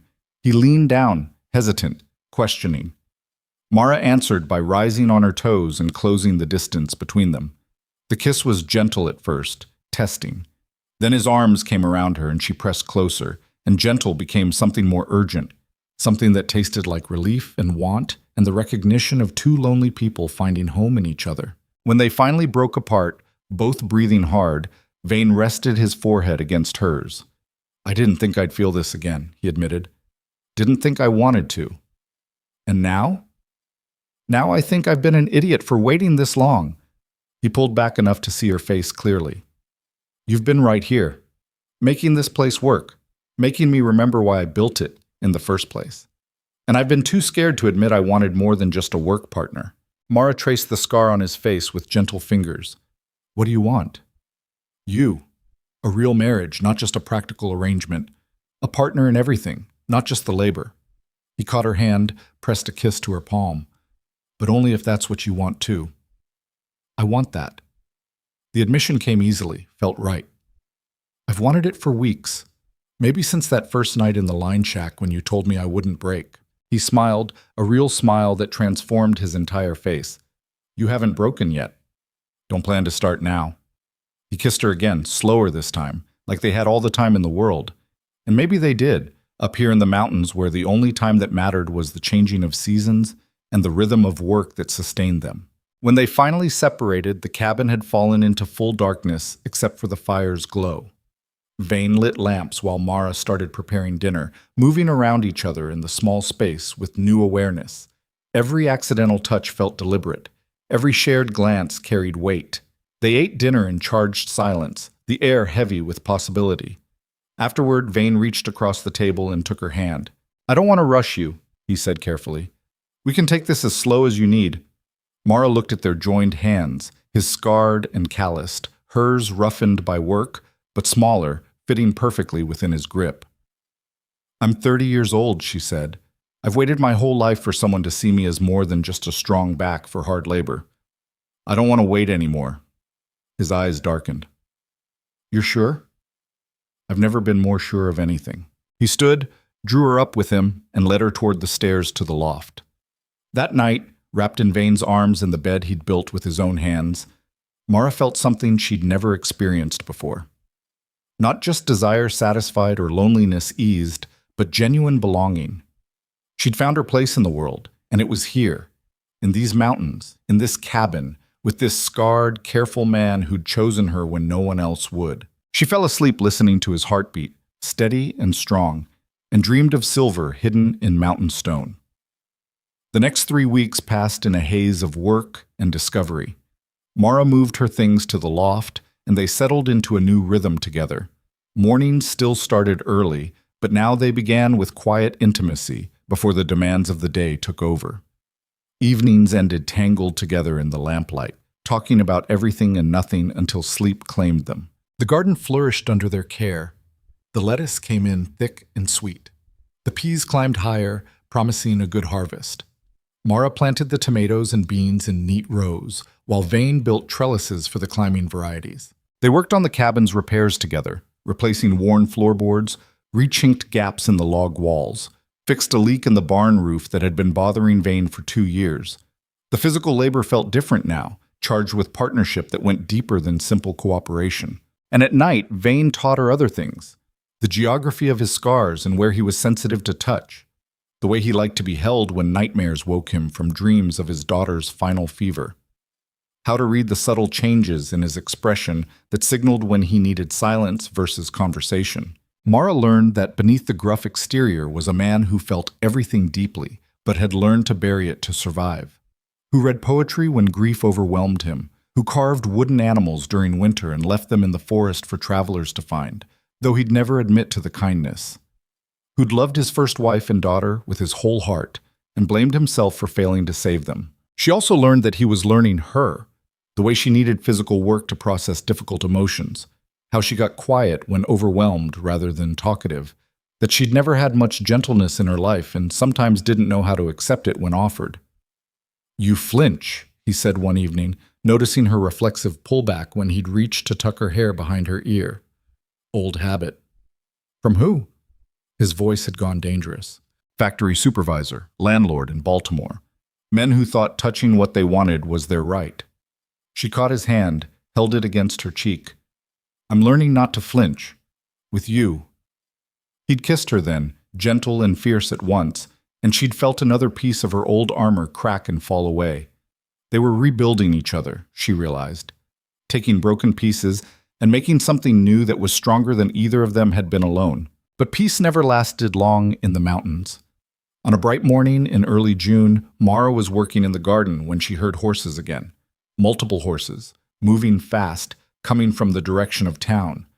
Vane was at the barn, shoeing one of the horses. He emerged at the sound, wiping his hands on a rag, his expression already hardening. 4 riders this time, Mercer in the lead, with Webb and 2 men Mara didn't recognize, all armed with rifles clearly visible in saddle scabbards. "Mr. Vane," Mercer reined in 20 feet from the cabin, his smile notably absent. "We need to talk." "I told you not to come back." Vane's hand went to his knife. "Yes, well, circumstances have changed." Mercer pulled papers from his saddlebag. "I've been doing research on the Western Bride Exchange Company. Fascinating organization. They contract with women for specific placements, and those contracts are legally binding. The women remain company property until their debts are paid or they're formally released." Mara's stomach dropped. She moved closer to Vane, her own hand finding the knife at her belt. "According to my research," Mercer continued, his voice taking on the tone of a man who held all the cards, "Mrs. Vane here was never formally released from her contract. The company accepted payment for her passage debt, yes, but the contract itself was never properly terminated, which means, technically, she still belongs to the company." "That's bullshit," Vane said flatly. "I have documentation that says otherwise, as signed by the company's legal representative." Mercer held up the papers. "And as it happens, the Western Bride Exchange recently sold their outstanding contracts to the Western Development Company, which means Mrs. Vane's contract now belongs to us." "You can't own a person," Mara said, her voice shaking with rage. "Not own Mrs. Vane. Employ. Under the terms of a legal contract that you signed voluntarily." Mercer's smile returned, cold and satisfied. "Of course, we'd be willing to release you from said contract. For a price." "How much?" Vane's voice was deadly quiet. "Oh, we're not interested in money, Mr. Vane. We're interested in cooperation. You allow Miss Thornton to conduct her survey, you grant us mineral rights to any discoveries, and we'll tear up Mrs. Vane's contract right here and now. She'll be free and clear." "And if I refuse?" "Then we enforce the contract. Mrs. Vane returns with us to Black Hollow to work off her debt at one of our company establishments. Could take years depending on how we calculate her earnings." Mercer's gaze slid to Mara in a way that made her skin crawl. Of course, we'd make sure she's well taken care of. The development company values its employees. Mara felt Vane's entire body tense beside her, rage rolling off him in waves. "You're trying to blackmail me by threatening my wife," Vane said. "I'm offering you a simple business arrangement. Survey rights in exchange for her freedom. Surely her well-being is worth a few weeks of minor inconvenience." The answer is no. "Mr. Vane, I don't think you understand." "I understand perfectly." Vane took a step forward. "You've got fake legal documents and armed men at your back, and you think that gives you leverage. But here's what you don't understand. That woman is my wife in every way that matters. I will die before I let you touch her, and I will absolutely kill you if you try." Webb's hand moved toward his rifle. Vane's knife was in his hand so fast Mara barely saw him draw it. "Do it," Vane said softly. "Give me a reason." "Gentlemen, please." Mercer's voice had lost its smoothness. "There's no need for violence. Mr. Vane, I'm trying to give you a reasonable option here, but if you refuse to cooperate, we will enforce our legal rights. The law will take 3 weeks to get a marshal up here from the territorial capital, and by then, you'll be long gone." Vane's smile was terrible to see. "You want to know what really happens if you try to take her? I'll hunt down every man in your company one by one, and you'll never see me coming. They call me the Ghost for a reason, Mercer. Test me and find out why." For the first time, real fear flickered across Mercer's face. He gathered his reins and his men looked relieved to be leaving. "You're making a grave mistake, Mr. Vane. The development company doesn't forget slights. We'll be back, with proper legal authority, and you won't be able to threaten your way out of consequences. Come back with an army if you want. Outcome will be the same." Mercer wheeled his horse around. "You have 1 week to reconsider. After that, we take action." He looked at Mara. "I'm sorry you chose to align yourself with such an unreasonable man, Mrs. Vane. Things could have been much simpler." They rode away, leaving Mara and Vane standing in tense silence. When the sound of hoofbeats finally faded, Vane's shoulders sagged. He sheathed his knife with shaking hands. "They won't stop," he said quietly. "Now that they know about you, they'll use you as leverage until they get what they want." Mara's mind was racing. Can they really enforce that contract? I don't know. Maybe. Contract law out here is murky, and if they've got a corrupt judge in their pocket... He ran a hand through his hair. Even if the contract wouldn't hold up in real court, they could make trouble. Haul you before a local magistrate, tie things up for months while you're stuck in town, or just ignore the law entirely and take you by force. Then we need to make sure they can't. He looked at her. How? By making it too expensive to try. By being ready when they come back. By proving we won't break no matter what pressure they apply. She moved closer, took his face in her hands. You said you'd fight for this place, so will I. We just need to be smart about it. They have men, money, legal resources. We have the mountain. We know this land better than they ever will, and we have each other. She kissed him hard. That's enough. Vane pulled her close, buried his face in her hair. I won't let them take you. I can't lose anyone else. You won't. She held him tight. We're going to win this, together. But even as she said it, fear coiled in her stomach. Mercer had resources they didn't, power they couldn't match, and men like him didn't make threats they couldn't back up. The peaceful life they'd been building was over. War was coming to Iron Ridge, and Mara had no idea if they were strong enough to survive it. That night they didn't sleep. Instead, they planned. Vane spread maps across the table, marking approaches to the cabin, defensible positions, escape routes if things went completely wrong. He checked their ammunition stores, inventoried food supplies, repaired weak points in the cabin's walls. Mara watched and learned, her mind working through scenarios. If Mercer came with a dozen men, could they hold the cabin? If the development company brought legal authority, could they flee deeper into the mountains and survive winter in the high country? Every option seemed impossible. Every plan had fatal flaws. We need help, she said finally. There is no help. Nobody stands up to the development company. They've crushed everyone who tried. Then we make them the first people who failed. Mara stood, paced the small cabin. Mercer thinks he can threaten us because we're isolated, because nobody will know or care what happens up here. So we make sure people know. We make sure what happens at Iron Ridge becomes public knowledge. How? We go to town. Tomorrow. We file a formal complaint about their harassment. We make sure everyone knows they're trying to steal our land through forged contracts and intimidation. We turn their legal threats back on them. Vane considered this. It might buy us time, make them more cautious about open violence. Or it might provoke them into acting faster. Either way, we'll know where we stand. He reached for her hand. You'd be walking into danger. Mercer might try to grab you in town, claim legal authority.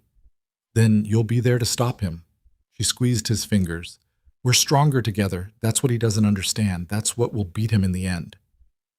Vane pulled her close, and they stood in the lamplight holding each other while the fire burned low and the mountains kept their ancient silence. Tomorrow they'd ride into Black Hollow and fight back with the only weapons they had, truth and stubbornness and the refusal to be broken. Tonight, they held each other and pretended they weren't terrified of what was coming. Outside, the wind picked up, carrying the scent of distant storms. The mountains were restless tonight, and somewhere in the darkness, men were planning how to take what didn't belong to them. But inside the cabin, two people who'd been broken by the world and put themselves back together stood ready to fight for the home they'd built. Whatever came next, they'd face it together, and that would have to be enough. They left for Black Hollow 2 hours before dawn, riding in darkness with rifles across their saddles and enough ammunition to start a small war. The trip down felt different than when Mara had first made the journey up. Then she'd been uncertain, following a stranger into unknown country. Now she was riding beside her husband, in every way that mattered, to defend the life they'd built together. The mountains felt less like wilderness and more like home. Territory worth protecting. Vane rode ahead as always, but close enough that they could talk without raising their voices. He'd barely slept, and it showed in the tension across his shoulders, the constant scanning of the tree line for threats that might not come until they reached town. You remember what we agreed? He asked as they descended into the valley where Black Hollow sat. I stay close. I don't let Mercer separate us. If things go bad, I run for Morrison's. He's neutral territory and won't let them drag me out. Mara shifted in her saddle. And I don't try to be a hero. That last one's the most important. Same goes for you. He glanced back at her, something that might have been a smile pulling at his scarred face. I've never been accused of heroism. You chose me when nobody else would. That counts. The words settled between them, carrying more weight than she'd intended. Vane's expression softened briefly before hardening again as the first buildings of Black Hollow came into view. The town was just waking up, smoke rising from chimneys as people started their morning fires. A few early risers stopped to stare as Vane and Mara rode down the main street toward the marshal's office. Whispers followed them, the ghost of Iron Ridge and the woman nobody had wanted, now riding together like they belonged to each other. Which they did. Marshal Tom Briggs was drinking coffee on the steps of his office when they arrived. He was a weathered man in his 50s, more politician than lawman these days, but he had a reputation for fairness when fairness didn't cost him too much. Vane. Briggs set down his coffee cup, his gaze moving to Mara with undisguised curiosity. Mrs. Vane, I presume? Marshal. Mara dismounted, grateful her legs were steady. We need to file a formal complaint. Briggs sighed like he'd been expecting this. About Silas Mercer and the development company, I'd wager. You already know? Vane's voice went sharp. Mercer was in here 3 days ago, filing his own complaint. Says you've been making threats, interfering with legitimate business operations, creating a hostile environment for company representatives conducting lawful surveys. Briggs picked up his coffee again. He's got documentation, witness statements, even a letter from some judge in the territorial capital saying the development company has authority to conduct resource assessments on disputed claims. My claim isn't disputed, Vane said flatly. I've got the deed, fully paid, filed with the land office 6 years ago. Mercer says there's irregularities in the filing. Says the original surveyor who marked your boundaries was drunk half the time, and the measurements are suspect. Briggs shrugged. I don't know if it's true. I'm just telling you what he's claiming. Mara's stomach dropped. They were being outmaneuvered before they'd even started fighting back. And my wife's contract? Vane asked. He tried to claim she still belongs to the Bride Exchange Company. Does she? Briggs looked at Mara. Did you complete your contract terms? I didn't have contract terms. Mr. Vane paid off my passage debt immediately. I've been a free woman since the day I arrived. Mercer's got paperwork saying otherwise. Says the debt payment didn't terminate the employment contract, and the company maintained legal custody until formal release. Briggs held up a hand before Vane could explode. I'm not saying I believe him. I'm saying he's got documents, and documents matter when things get legal. Documents can be forged, Mara said. They can, but proving forgery takes time and lawyers, neither of which you've got much of. Briggs finished his coffee. Look, I'll take your complaint. I'll file it officially, but I can't stop Mercer from pursuing his claims through legal channels, and I can't prevent the development company from conducting business they say is lawful. Even if that business involves harassment and threats? Vane's hand had moved to his knife again. Especially then because Mercer's smart enough not to do anything I can arrest him for where witnesses can testify. Briggs stood. My advice? Get yourself a lawyer. Fight this in court. Don't give Mercer an excuse to claim you're violent or unstable. And if he doesn't wait for court? Mara asked. If he tries to take me by force? Briggs's expression shifted to something almost apologetic. Then you defend yourself however you need to, but make sure you've got witnesses who will back your story. They filed the complaint, Mara's hand cramping as she wrote out everything. Mercer's visits to Iron Ridge, his threats about her contract, the armed men at his back, his attempts to coerce Vane into surrendering mineral rights. Briggs witnessed the document, stamped it official, and added it to a stack of papers that looked depressingly small compared to whatever Mercer had already filed. That it? Vane asked. Unless you want to hire a lawyer, yeah, that's it. Briggs walked them to the door. Be careful heading back. Mercer's got men watching the roads out of town. They see you leave. They'll know you came here. Let them watch. Vane helped Mara mount her horse. Maybe they'll get the message that we're not hiding. They rode toward Morrison's Mercantile to pick up supplies before the return journey. The store was crowded, unusual for this early in the morning, and conversations died when they walked in. Morrison himself looked uncomfortable as he tallied up flour and coffee and ammunition. Heard you had trouble with the development company, he said quietly, keeping his voice below the other customers' hearing. News travels fast, Vane said. Mercer's been talking. Says you're unstable, dangerous, says your wife's some kind of runaway who owes debts all over the territory. Morrison bagged the flour. For what it's worth, I don't believe him, but he's convincing folks who want to be convinced. What folks? Mara asked. Morrison hesitated, then nodded toward the back of the store where Chester Dobbs and two other men were pretending not to listen. Them, for starters. Dobbs has been telling anyone who'll listen that you were trouble from the beginning, Mrs. Vane, that the bride exchange made a mistake bringing you out here. Heat flooded Mara's face, but before she could respond, a voice cut across the store. Is that so, Chester? Funny, because I remember you taking the exchange's money happily enough when those brides arrived. Everyone turned. Catherine Moore, now Catherine Beck, stood in the doorway, her arms full of fabric. She'd filled out since arriving in Black Hollow, lost the haunted look she'd worn on the train. Her homesteader husband stood behind her, quiet but supportive. Dobbs sputtered. Now, Mrs. Beck, I was simply observing that some women are better suited to frontier life than others, and Mara's better suited than most. Catherine walked past him to set her fabric on the counter. She's working a mountain homestead that would break half the men in this town. I'd say the exchange knew exactly what they were doing. Well said. Sarah Carver entered next, her rancher husband James at her elbow. She'd grown more confident too, no longer the nervous girl who'd curtsied on the platform. Mrs. Vane has made something of herself. That's more than can be said for people who spend their days gossiping in saloons. Dobbs's face went red. I don't have to stand here and... Then don't stand here. Emma Price, the sharp-tongued woman who'd married the mercantile owner in the next town over, appeared with a shopping list. Some of us have actual work to do. The three former brides formed a loose circle around Mara, and something in her chest loosened. These women barely knew her.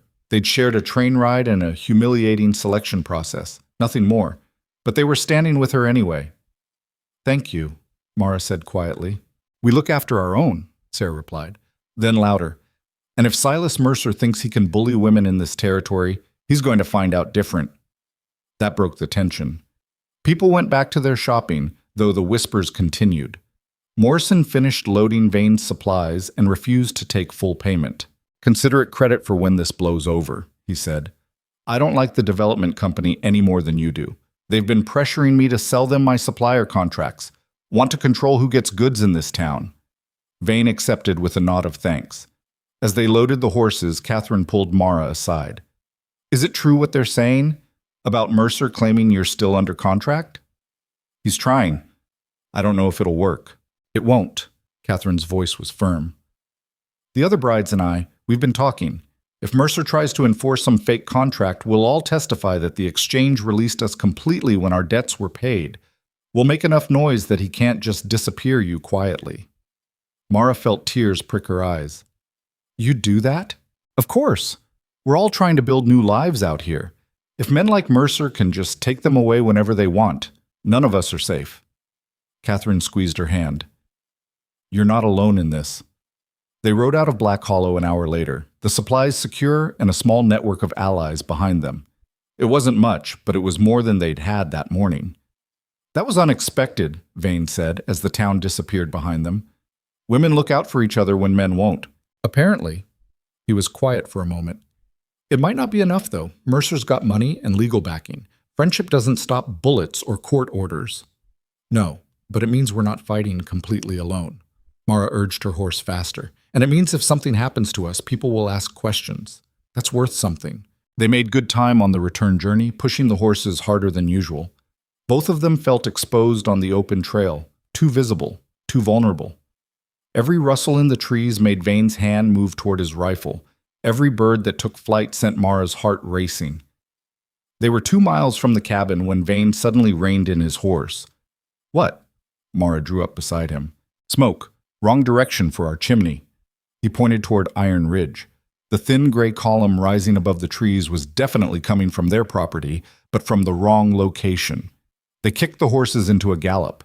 The barn was burning when they arrived, flames already consuming the roof and licking up the walls. The horses, thank hell, were out, milling nervously in the pasture. But everything else was being destroyed. "The hay," Vane said, already dismounting. "The tack, the winter feed." "Forget it, it's too far gone." Mara grabbed his arm. "Check the cabin. Make sure they didn't torch that too." The cabin was untouched, but the door hung open. Someone had been inside. They entered cautiously, rifles ready. The main room had been ransacked, books pulled from shelves, furniture overturned, Mara's sewing scattered across the floor. But nothing was actually destroyed. This wasn't random vandalism. This was a message. Vane found it on the table, held down by a skinning knife, which had been hanging in the barn last they'd seen it. The note was written in neat script. "You had your chance to cooperate. Now we take what we want. You have 48 hours to surrender the mineral rights and the woman, or the cabin burns next. Don't test us. It wasn't signed, but it didn't need to be." "Bastards." Vane crumpled the note in his fist. "They waited until we left for town, then came up here and—" A sound outside cut him off. Horses. Multiple horses. Coming fast. They moved to the windows. 8 riders this time, Mercer at the lead. They stopped at the edge of the clearing, well out of rifle range, and Mercer raised a white handkerchief tied to a stick. "Parley," he called. "I just want to talk." "Like hell." Vane chambered around. "You burned my barn. An unfortunate accident caused by trespassers unknown. I'm here to offer my assistance in apprehending the culprits." Mercer's voice dripped false sympathy. "I also wanted to inform you that I've secured a writ of enforcement from Judge Blackwell in the territorial capital.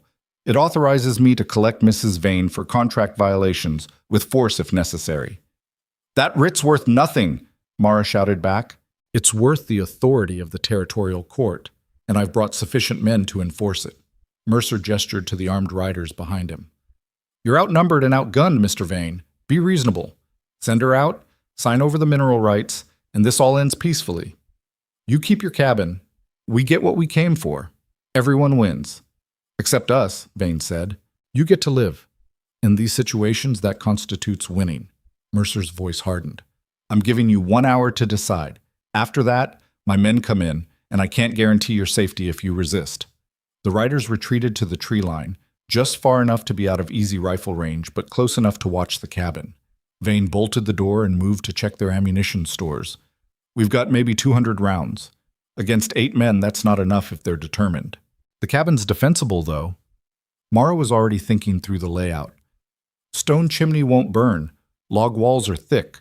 Windows are small and high, hard to shoot through. They'll just wait us out. We've got food for maybe a week if we ration. Water's the real problem. The pump's outside, and they'll shoot anyone who tries to reach it. Then we need to end this before water becomes an issue. Mara checked her rifle, making sure it was loaded properly, the way Vane had taught her. What are our options? Fight or run? Fighting means holding the cabin against 8 armed men, which we might do for a day or two before they burn us out or we run out of ammunition. Running means abandoning everything and trying to make it deeper into the mountains before they catch us. Both options end with us losing. Yeah. Vane moved to the window, studying the positions Mercer's men had taken. Unless we change the game entirely. How? He was quiet for a long moment, and when he spoke, his voice was careful. The silver vein I told you about. It's not just a small deposit. There's enough there to make a dozen men rich. If I offered Mercer a partnership, genuine partnership, not just mineral rights, but actual profit sharing, he might back off. You'd give up the silver? Mara couldn't hide her surprise. I'd give up everything to keep you safe. He looked at her. The silver doesn't matter. This cabin, the land, it's just stuff. But you? His voice roughened. I can't lose you. I won't survive losing someone else I love. The words hung between them, more powerful than any declaration made in easier times. Mara crossed to him, framed his scarred face with her hands. I love you too, she said. Which is why I'm not letting you surrender what you've built. We fight. Mara, we fight, she repeated firmly. Not because I'm brave or stupid, but because I'm tired of men like Mercer taking what they want and calling it legal. I spent 30 years being pushed around by people who thought I had no right to fight back. That's done. I fight back now. Vane pulled her close, buried his face in her hair. If things go bad, they won't. If they do, he insisted, you run. You take copper, and you ride for the high country, and you don't look back. Promise me. Only if you promise the same. Mara, equal partners, remember? We both run or we both fight. Those are the options. He pulled back, studied her face, and something in his expression shifted from fear to determination. Then we fight smart, make them pay for every inch, and if we're lucky, make enough noise that it brings help. What help? We're miles from anywhere. Sound carries in the mountains. There's trappers working the high valleys this time of year. If they hear sustained gunfire, some of them might come investigate. Vane moved to the gun rack, started distributing weapons and ammunition around the cabin. It's a thin chance, but it's something.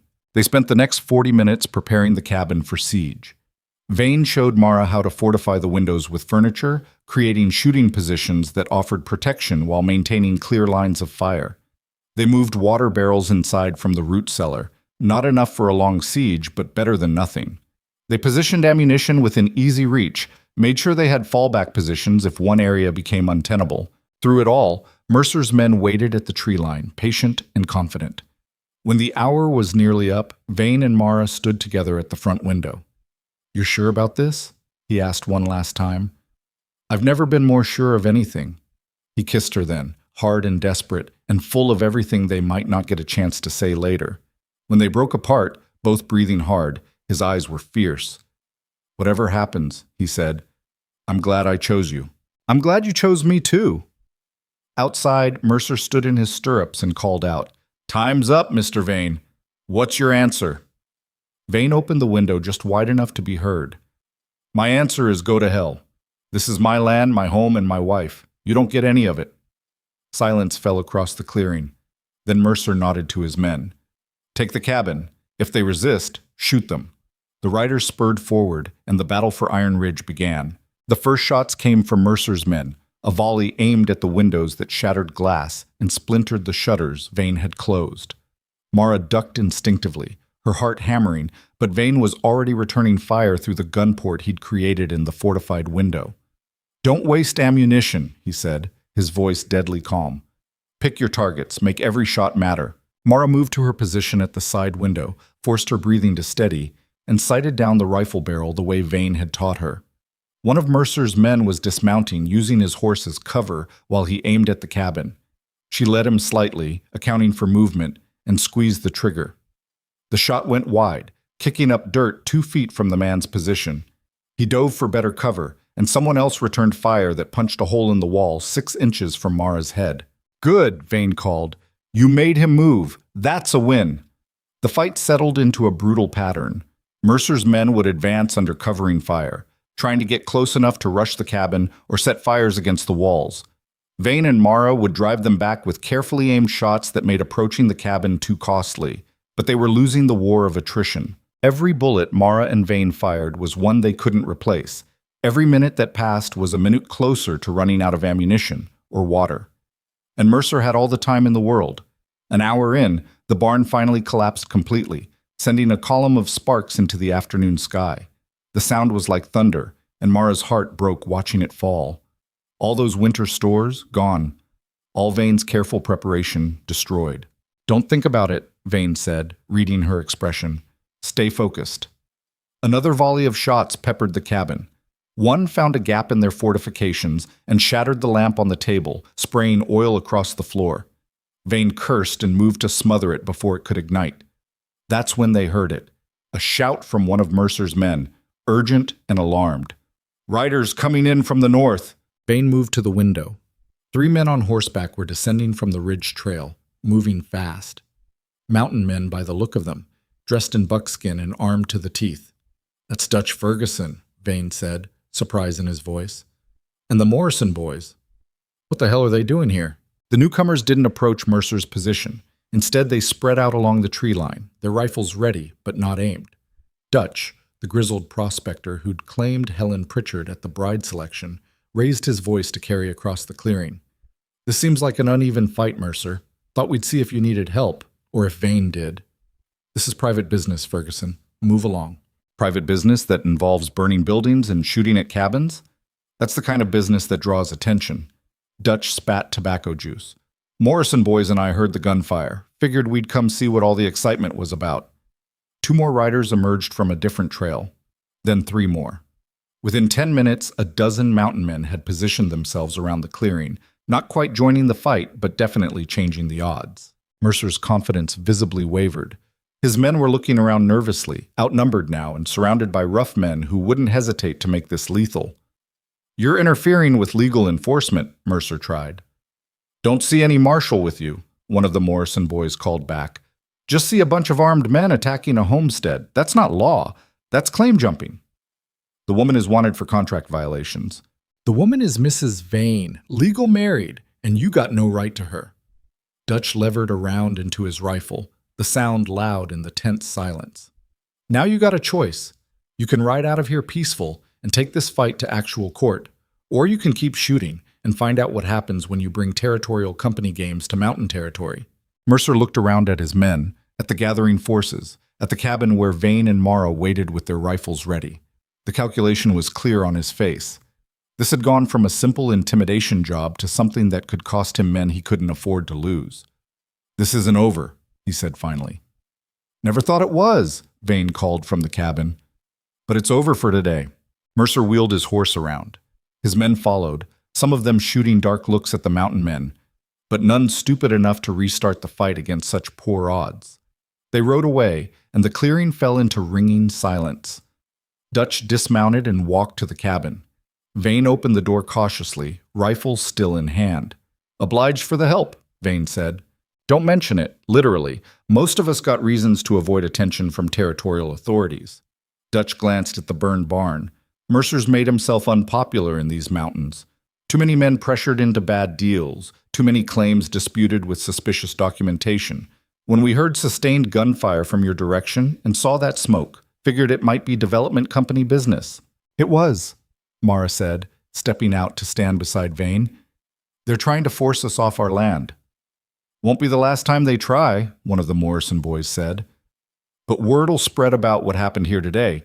Make them think twice about coming back in force." The mountain men didn't stay long. They had their own concerns, their own reasons for avoiding entanglements with territorial law.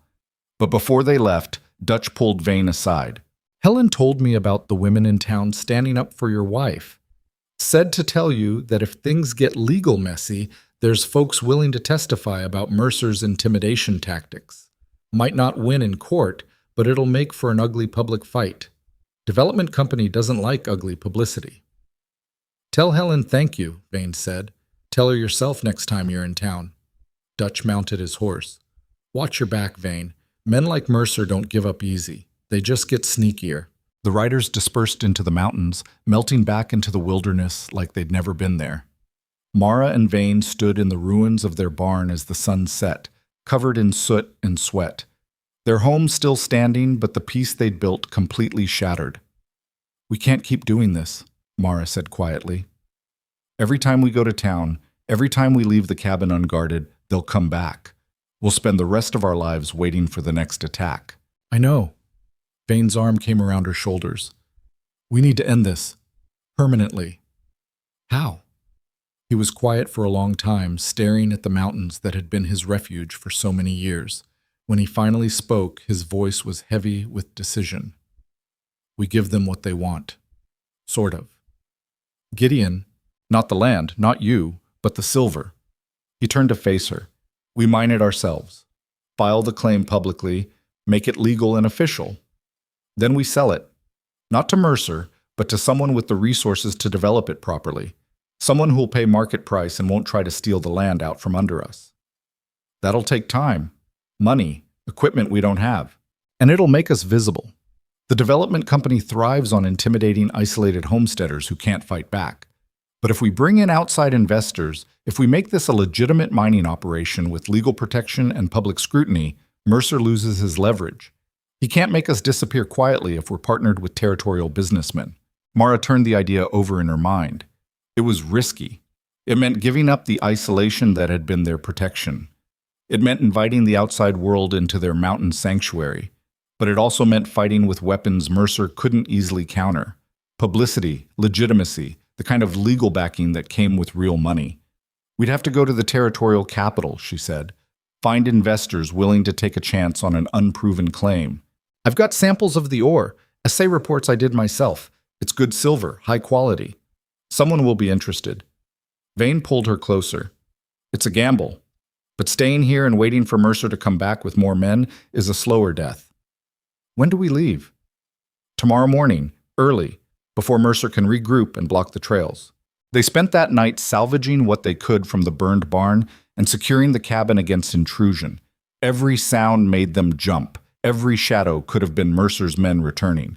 But morning came without further attack, and they saddled the horses in the pre-dawn darkness.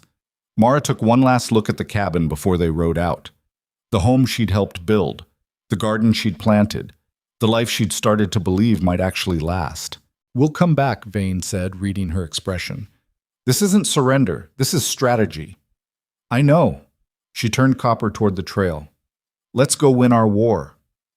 They rode east toward the territorial capital as the sun rose over Iron Ridge, leaving behind the smoking ruins of their barn and carrying with them samples of silver that might save their lives or doom them entirely. Behind them, the mountains kept their ancient silence, waiting to see if these two stubborn humans would survive the game they'd been forced to play.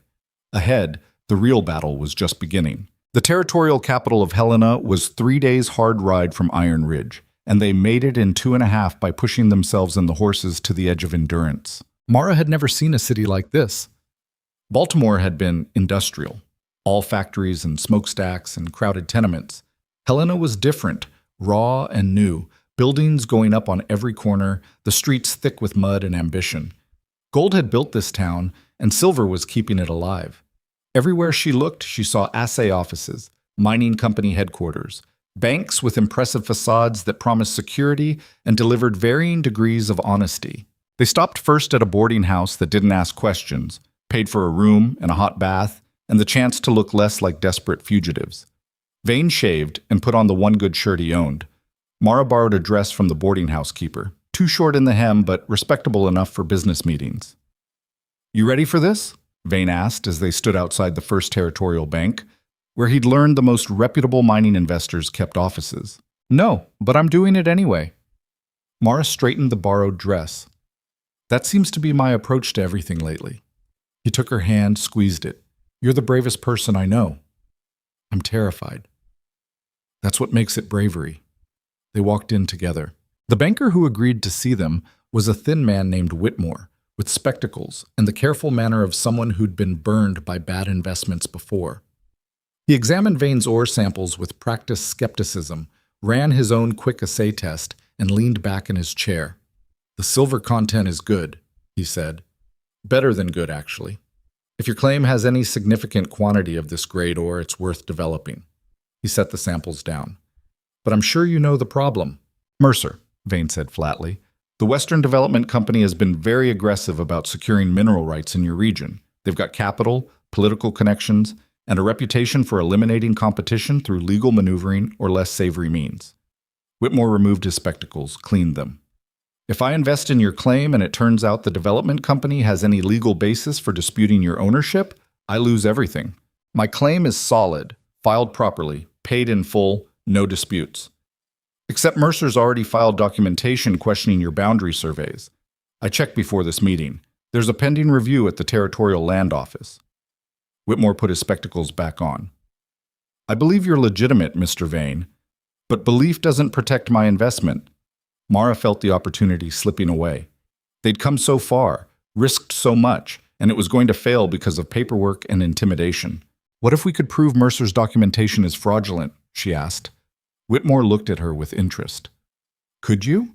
The surveyor who marked Vane's original claim boundaries was a man named Tom Sullivan. He died 2 years ago, which is probably why Mercer felt safe claiming his work was sloppy. But Sullivan kept duplicate records. His widow still lives in Black Hollow. Mara was making connections as she spoke, pieces falling into place.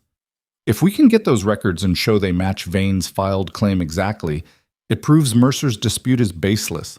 "That would help," Whitmore admitted, "but it doesn't solve the larger problem. Even if we prove this dispute is false, the development company can just file another one. And another.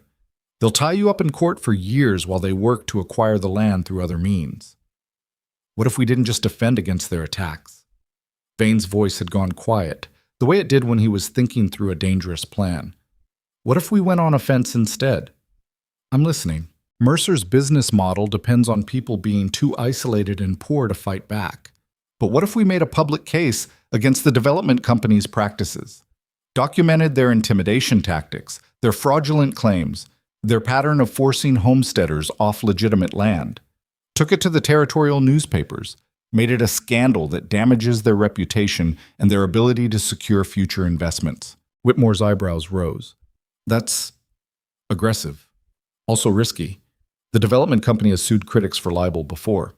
"Can't be libel if it's true," Mara said. "And we can prove it's true. Marshal Briggs has our complaint on file. The mountain men who intervened during the attack can testify. The other mail-order brides in Black Hollow saw Mercer's harassment firsthand. We build a case so solid they can't hide from it. And while they're busy defending their reputation," Vane added, "we develop the mine with your backing, establish legitimate operations, and make it too expensive for them to keep fighting." Whitmore was quiet for a long moment, his fingers steepled in thought. Finally, he leaned forward. "If you can get Sullivan's widow's records and deliver them to the land office, and if you can gather testimony from witnesses willing to go on record about the development company's intimidation tactics, I'll back your mining operation. 40% stake for my capital investment. You retain majority ownership and operational control." 30%, Vane countered. 35, and I cover all legal fees if Mercer sues. "Deal." They shook on it. Walking out of the bank, Mara felt lighter than she had in weeks. They had a chance. A real chance. Not just at survival, but at actually winning. "We need to get back to Black Hollow," she said. "Talk to Sullivan's widow. Gather those testimonies. And hope Mercer hasn't already gotten to everyone first." Vane helped her onto her horse. "This is going to get messier before it gets better." "Good thing we're used to messy." They rode hard back toward Black Hollow, stopping only when the horses absolutely needed rest. Somewhere behind them, Mara knew Mercer was making his own plans. Men like him didn't take defiance well. They'd burned the barn as a warning. What would they do when they found out Vane and Mara were actively fighting back? The answer came 2 days later, when they were still half a day's ride from town. They'd stopped to water the horses at a creek when Mara heard it. The sound of riders, multiple horses, moving fast and not bothering to hide their approach. She and Vane had weapons in hand and cover positions selected within seconds. The hard-won instincts of people who'd learned that survival meant constant vigilance. 6 riders emerged from the trees. Mercer led them, his face twisted with fury that he wasn't bothering to hide anymore. "I underestimated you," he called out, reining in 20 yards away. "That was a mistake I won't repeat." "You followed us to Helena," Vane said. It wasn't a question. "I have people watching the territorial capital. They told me about your meeting with Whitmore, about your clever plan to turn this into a public scandal." Mercer dismounted slowly. "But here's what you don't understand, Mr. Vane. Public scandals require witnesses. Living witnesses." Ice flooded Mara's veins. "You're threatening to kill us." "I'm explaining reality. Accidents happen in the mountains all the time, particularly to people who ride dangerous trails while distracted by legal troubles. Falls, animal attacks, simple exposure, all perfectly plausible." His smile was cold. "And once you're gone, your claim reverts to disputed territory, which the development company will be happy to purchase from the territorial government for a fair price." "You kill us, people will know it was you," Mara said. "Will they?" 2 people with a history of conflict with a legitimate business, who rode off into dangerous country and never came back. That's tragedy, not murder. Mercer gestured to his men. "Last chance. Sign over the mineral rights now. Mrs. Vane comes with us to work off her contract debts and civilized accommodations, and you walk away alive. Refuse, and we do this the hard way." Vane's rifle was already aimed at Mercer's chest. "You're not taking her, and you're not taking my land." "Then you're both dead," Mercer nodded to his men. "Take them." The 6 riders spread out, trying to flank their position. Mara's heart hammered, but her hands were steady as she sighted down her rifle. She'd faced worse odds at the cabin siege. She'd survived factory floors where women lost fingers to machinery and landlords who thought rent could be paid in other ways. She'd survived being rejected and mocked and told she was worthless. She could survive this. "On 3, Vane murmured beside her. "We shoot, then we run for that ravine to the east. The horses can't follow us down the steep parts, and we can lose them in the rocks." "On 3, Mara agreed. But before Vane could count, a rifle shot cracked across the valley, not from their position or Mercer's, but from the ridgeline above. Everyone froze. "That's far enough, Mercer." A woman's voice, sharp with authority. Helen Pritchard Ferguson appeared on the ridge, Dutch Ferguson beside her, both armed and flanked by at least a dozen other mountain folk. Seemed to be making a habit of riding around with armed men, threatening people. Some might call that a pattern of behavior. "This is none of your concern, Mrs. Ferguson," Mercer called back. "Everything that happens in these mountains is my concern. And Dutch's concern. And the concern of everyone up here who's tired of watching you bully homesteaders." Helen raised her voice. "We've been following you since you left Helena, watching you track the veins, listening to your plans. And we've heard enough to know exactly what kind of man you are." More riders emerged from the trees. The Morrison boys, other trappers and prospectors, even a few of the homesteaders from the valley below. Within minutes, Mercer's 6 men were facing 30 armed locals, all of whom looked perfectly willing to make this lethal. Mercer's confidence cracked. "You're interfering with legal business. You just threatened to murder 2 people and make it look like an accident," Dutch interrupted. "We all heard it. That's conspiracy to commit murder, which last I checked, is illegal even by territorial standards. It's your word against mine." "It's 30 witnesses against you," Helen corrected, "including 3 women from Black Hollow who rode out here specifically to make sure Mrs. Vane didn't disappear quietly." She gestured, and Sarah Carver, Catherine Beck, and Emma Price rode forward, all armed and all looking significantly less delicate than they had on the bride selection platform. "You made a mistake coming after one of us," Sarah said. "We look out for each other, all of us." Mercer looked around at the gathering forces, at the impossible odds, at the trap he'd walked into. His face went through several complicated expressions before settling on cold calculation. "This isn't over," he said. "Yeah, it is." Vane stepped out from cover, his rifle still aimed at Mercer's chest. "Because tomorrow morning, I'm going to the territorial marshal with sworn testimony from 30 witnesses about your intimidation tactics, your fraudulent land claims, and your conspiracy to commit murder. By tomorrow afternoon, the newspapers in Helena are going to have a very interesting story about the Western Development Company's business practices. And by the end of the week, every investor and politician who's been supporting you is going to be running as far from your organization as possible. You can't prove. We can prove all of it. Sullivan's widow is providing the duplicate survey records that show your boundary dispute is fabricated. The marshal in Black Hollow has documentation of your harassment. These witnesses heard you threaten murder. And I've got a banking partner who's very interested in seeing the development company's reputation destroyed so he can develop my mine without interference. Vane lowered his rifle slowly. You're done, Mercer. The only question is whether you ride away now and try to salvage something, or whether you push this and end up in a territorial prison. The silence stretched long and tense.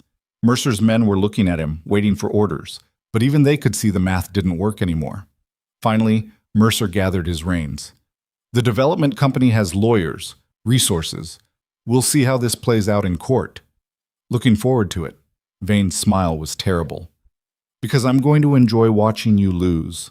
Mercer and his men rode away, defeated but not broken, and Mara knew this wasn't truly over. Men like Mercer had lawyers and political connections and the kind of money that could buy favorable judgments. But they'd won this round, and they'd built a foundation to win the next ones. Helen dismounted and walked over to where Mara stood. You all right? I think so. Mara's hands were shaking now that the danger had passed. Thank you. If you hadn't shown up. We look out for our own, Helen said simply. Besides, Dutch likes your husband, says Vane's one of the few decent men in these mountains, and I liked you from the first time I saw you stand up to those idiots in town. She smiled. Also, I really hate men who think they can push women around. Makes me violent. Sarah and Catherine and Emma gathered around, and for a moment Mara was surrounded by women who'd shared a train ride and a humiliating selection process, who'd scattered to different lives across the territory, but had come together when one of their own needed help. How did you know to come? Mara asked. Catherine's husband does business in Helena. He heard about your meeting with Whitmore and sent word back. We figured if Mercer knew, he'd make a move. Sarah grinned. So we got the mountain folk organized and came looking. Turns out a lot of people are tired of the development company's games, Catherine added. Once we started talking, everybody had a story about someone who'd been pressured or threatened or cheated. You gave them a reason to fight back. Emma, always practical, pulled out a notebook. We've been documenting everything. Dates, names, specific incidents. It's going to be a hell of a case when you take it to the territorial authorities. Mara felt tears prick her eyes.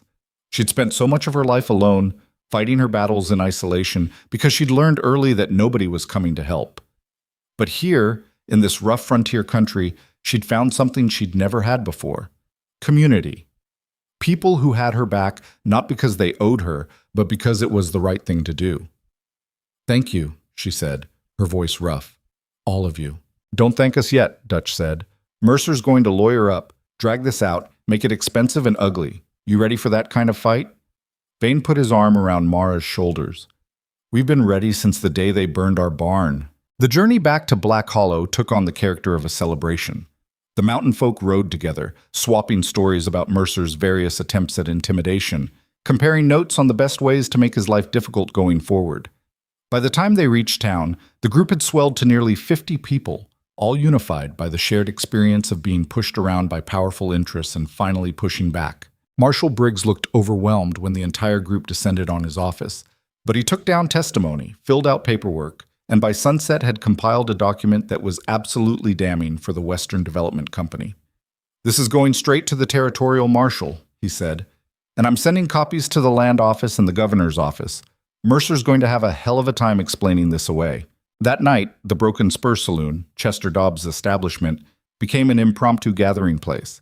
Dobbs himself looked uncomfortable with the crowd that had taken over his saloon, but he was smart enough not to protest when Dutch bought a round for everyone and announced they were celebrating the beginning of the end for the development company.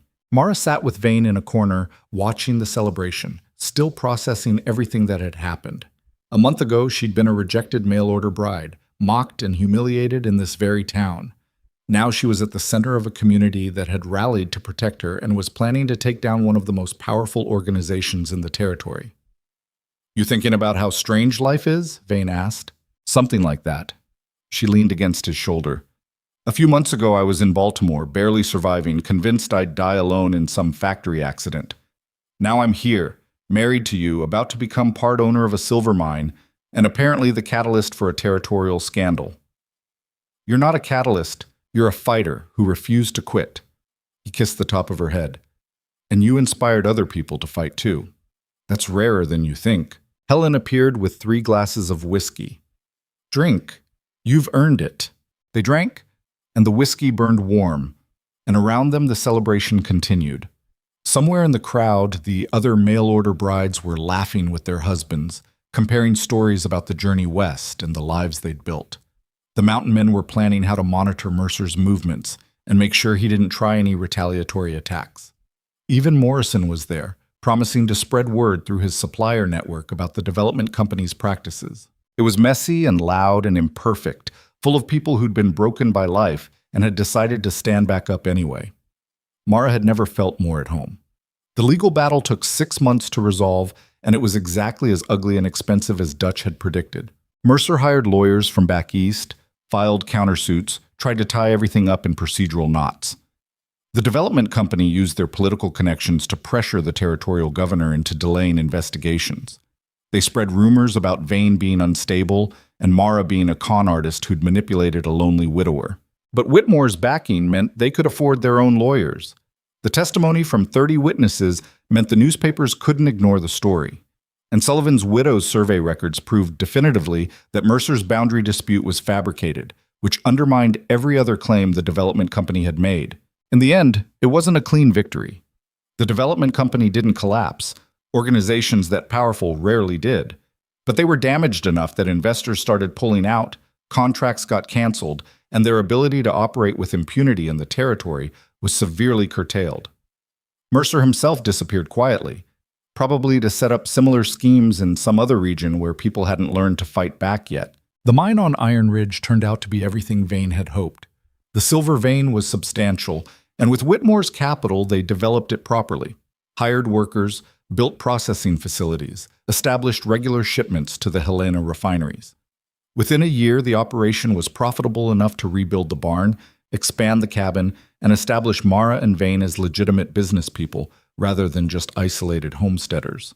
But the real victory wasn't the money or the successful mine or even the legal defeat of the development company. The real victory was what they'd built together. On a clear morning in late autumn, Mara stood on the porch of their expanded cabin, watching Vane work with the new hired hands who were learning to operate the mine safely and efficiently. The garden had just been harvested, the root cellar full of preserved vegetables for the coming winter. The new barn stood solid and weather-tight, housing not just their original horses but 3 more they'd acquired as the operation grew. Helen and Dutch had ridden up from their claim for a visit, and Helen was inside helping Mara prepare dinner for the expanded household. Through the window, Mara could hear her laughing at something, probably one of Dutch's terrible jokes. "You've done well for yourself," Helen said when Mara came back inside.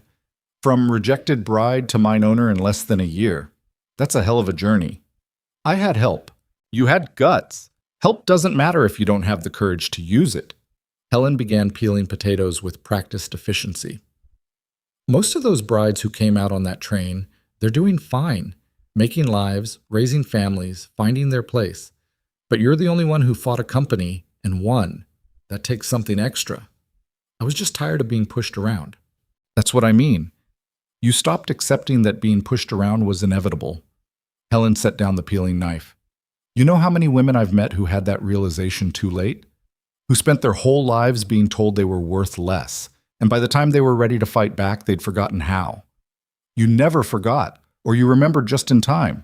Mara thought about the factory supervisor who'd groped her, the landlord who'd suggested alternative rent payment, the men in Black Hollow who'd laughed at her appearance. She'd spent so many years absorbing those messages, believing on some level that her value was determined by how useful or attractive she was to men. Meeting Vane had changed that. Not because he'd rescued her, she'd been done with waiting for rescue long before she boarded that train west, but because he'd seen her strength and valued it, had given her partnership instead of protection, had trusted her to stand beside him instead of behind him. And in doing so, he'd reminded her of something she'd forgotten, that she'd always been worth more than the world told her. She just needed to find people who recognized it. "I'm glad I came west," Mara said. "Even with all the trouble, all the danger, I'm glad I took the chance." Me too, Helen smiled. Now let's get this dinner made before the men come in demanding food like we don't have anything better to do. That evening, sitting around the expanded table with Vane and Dutch and Helen and three of the mine workers who'd become friends, Mara looked around at the life she'd built and felt something she'd never quite experienced before. Contentment. Not the fragile kind that came from temporary comfort, but the deep kind that came from knowing she'd fought for this and won it.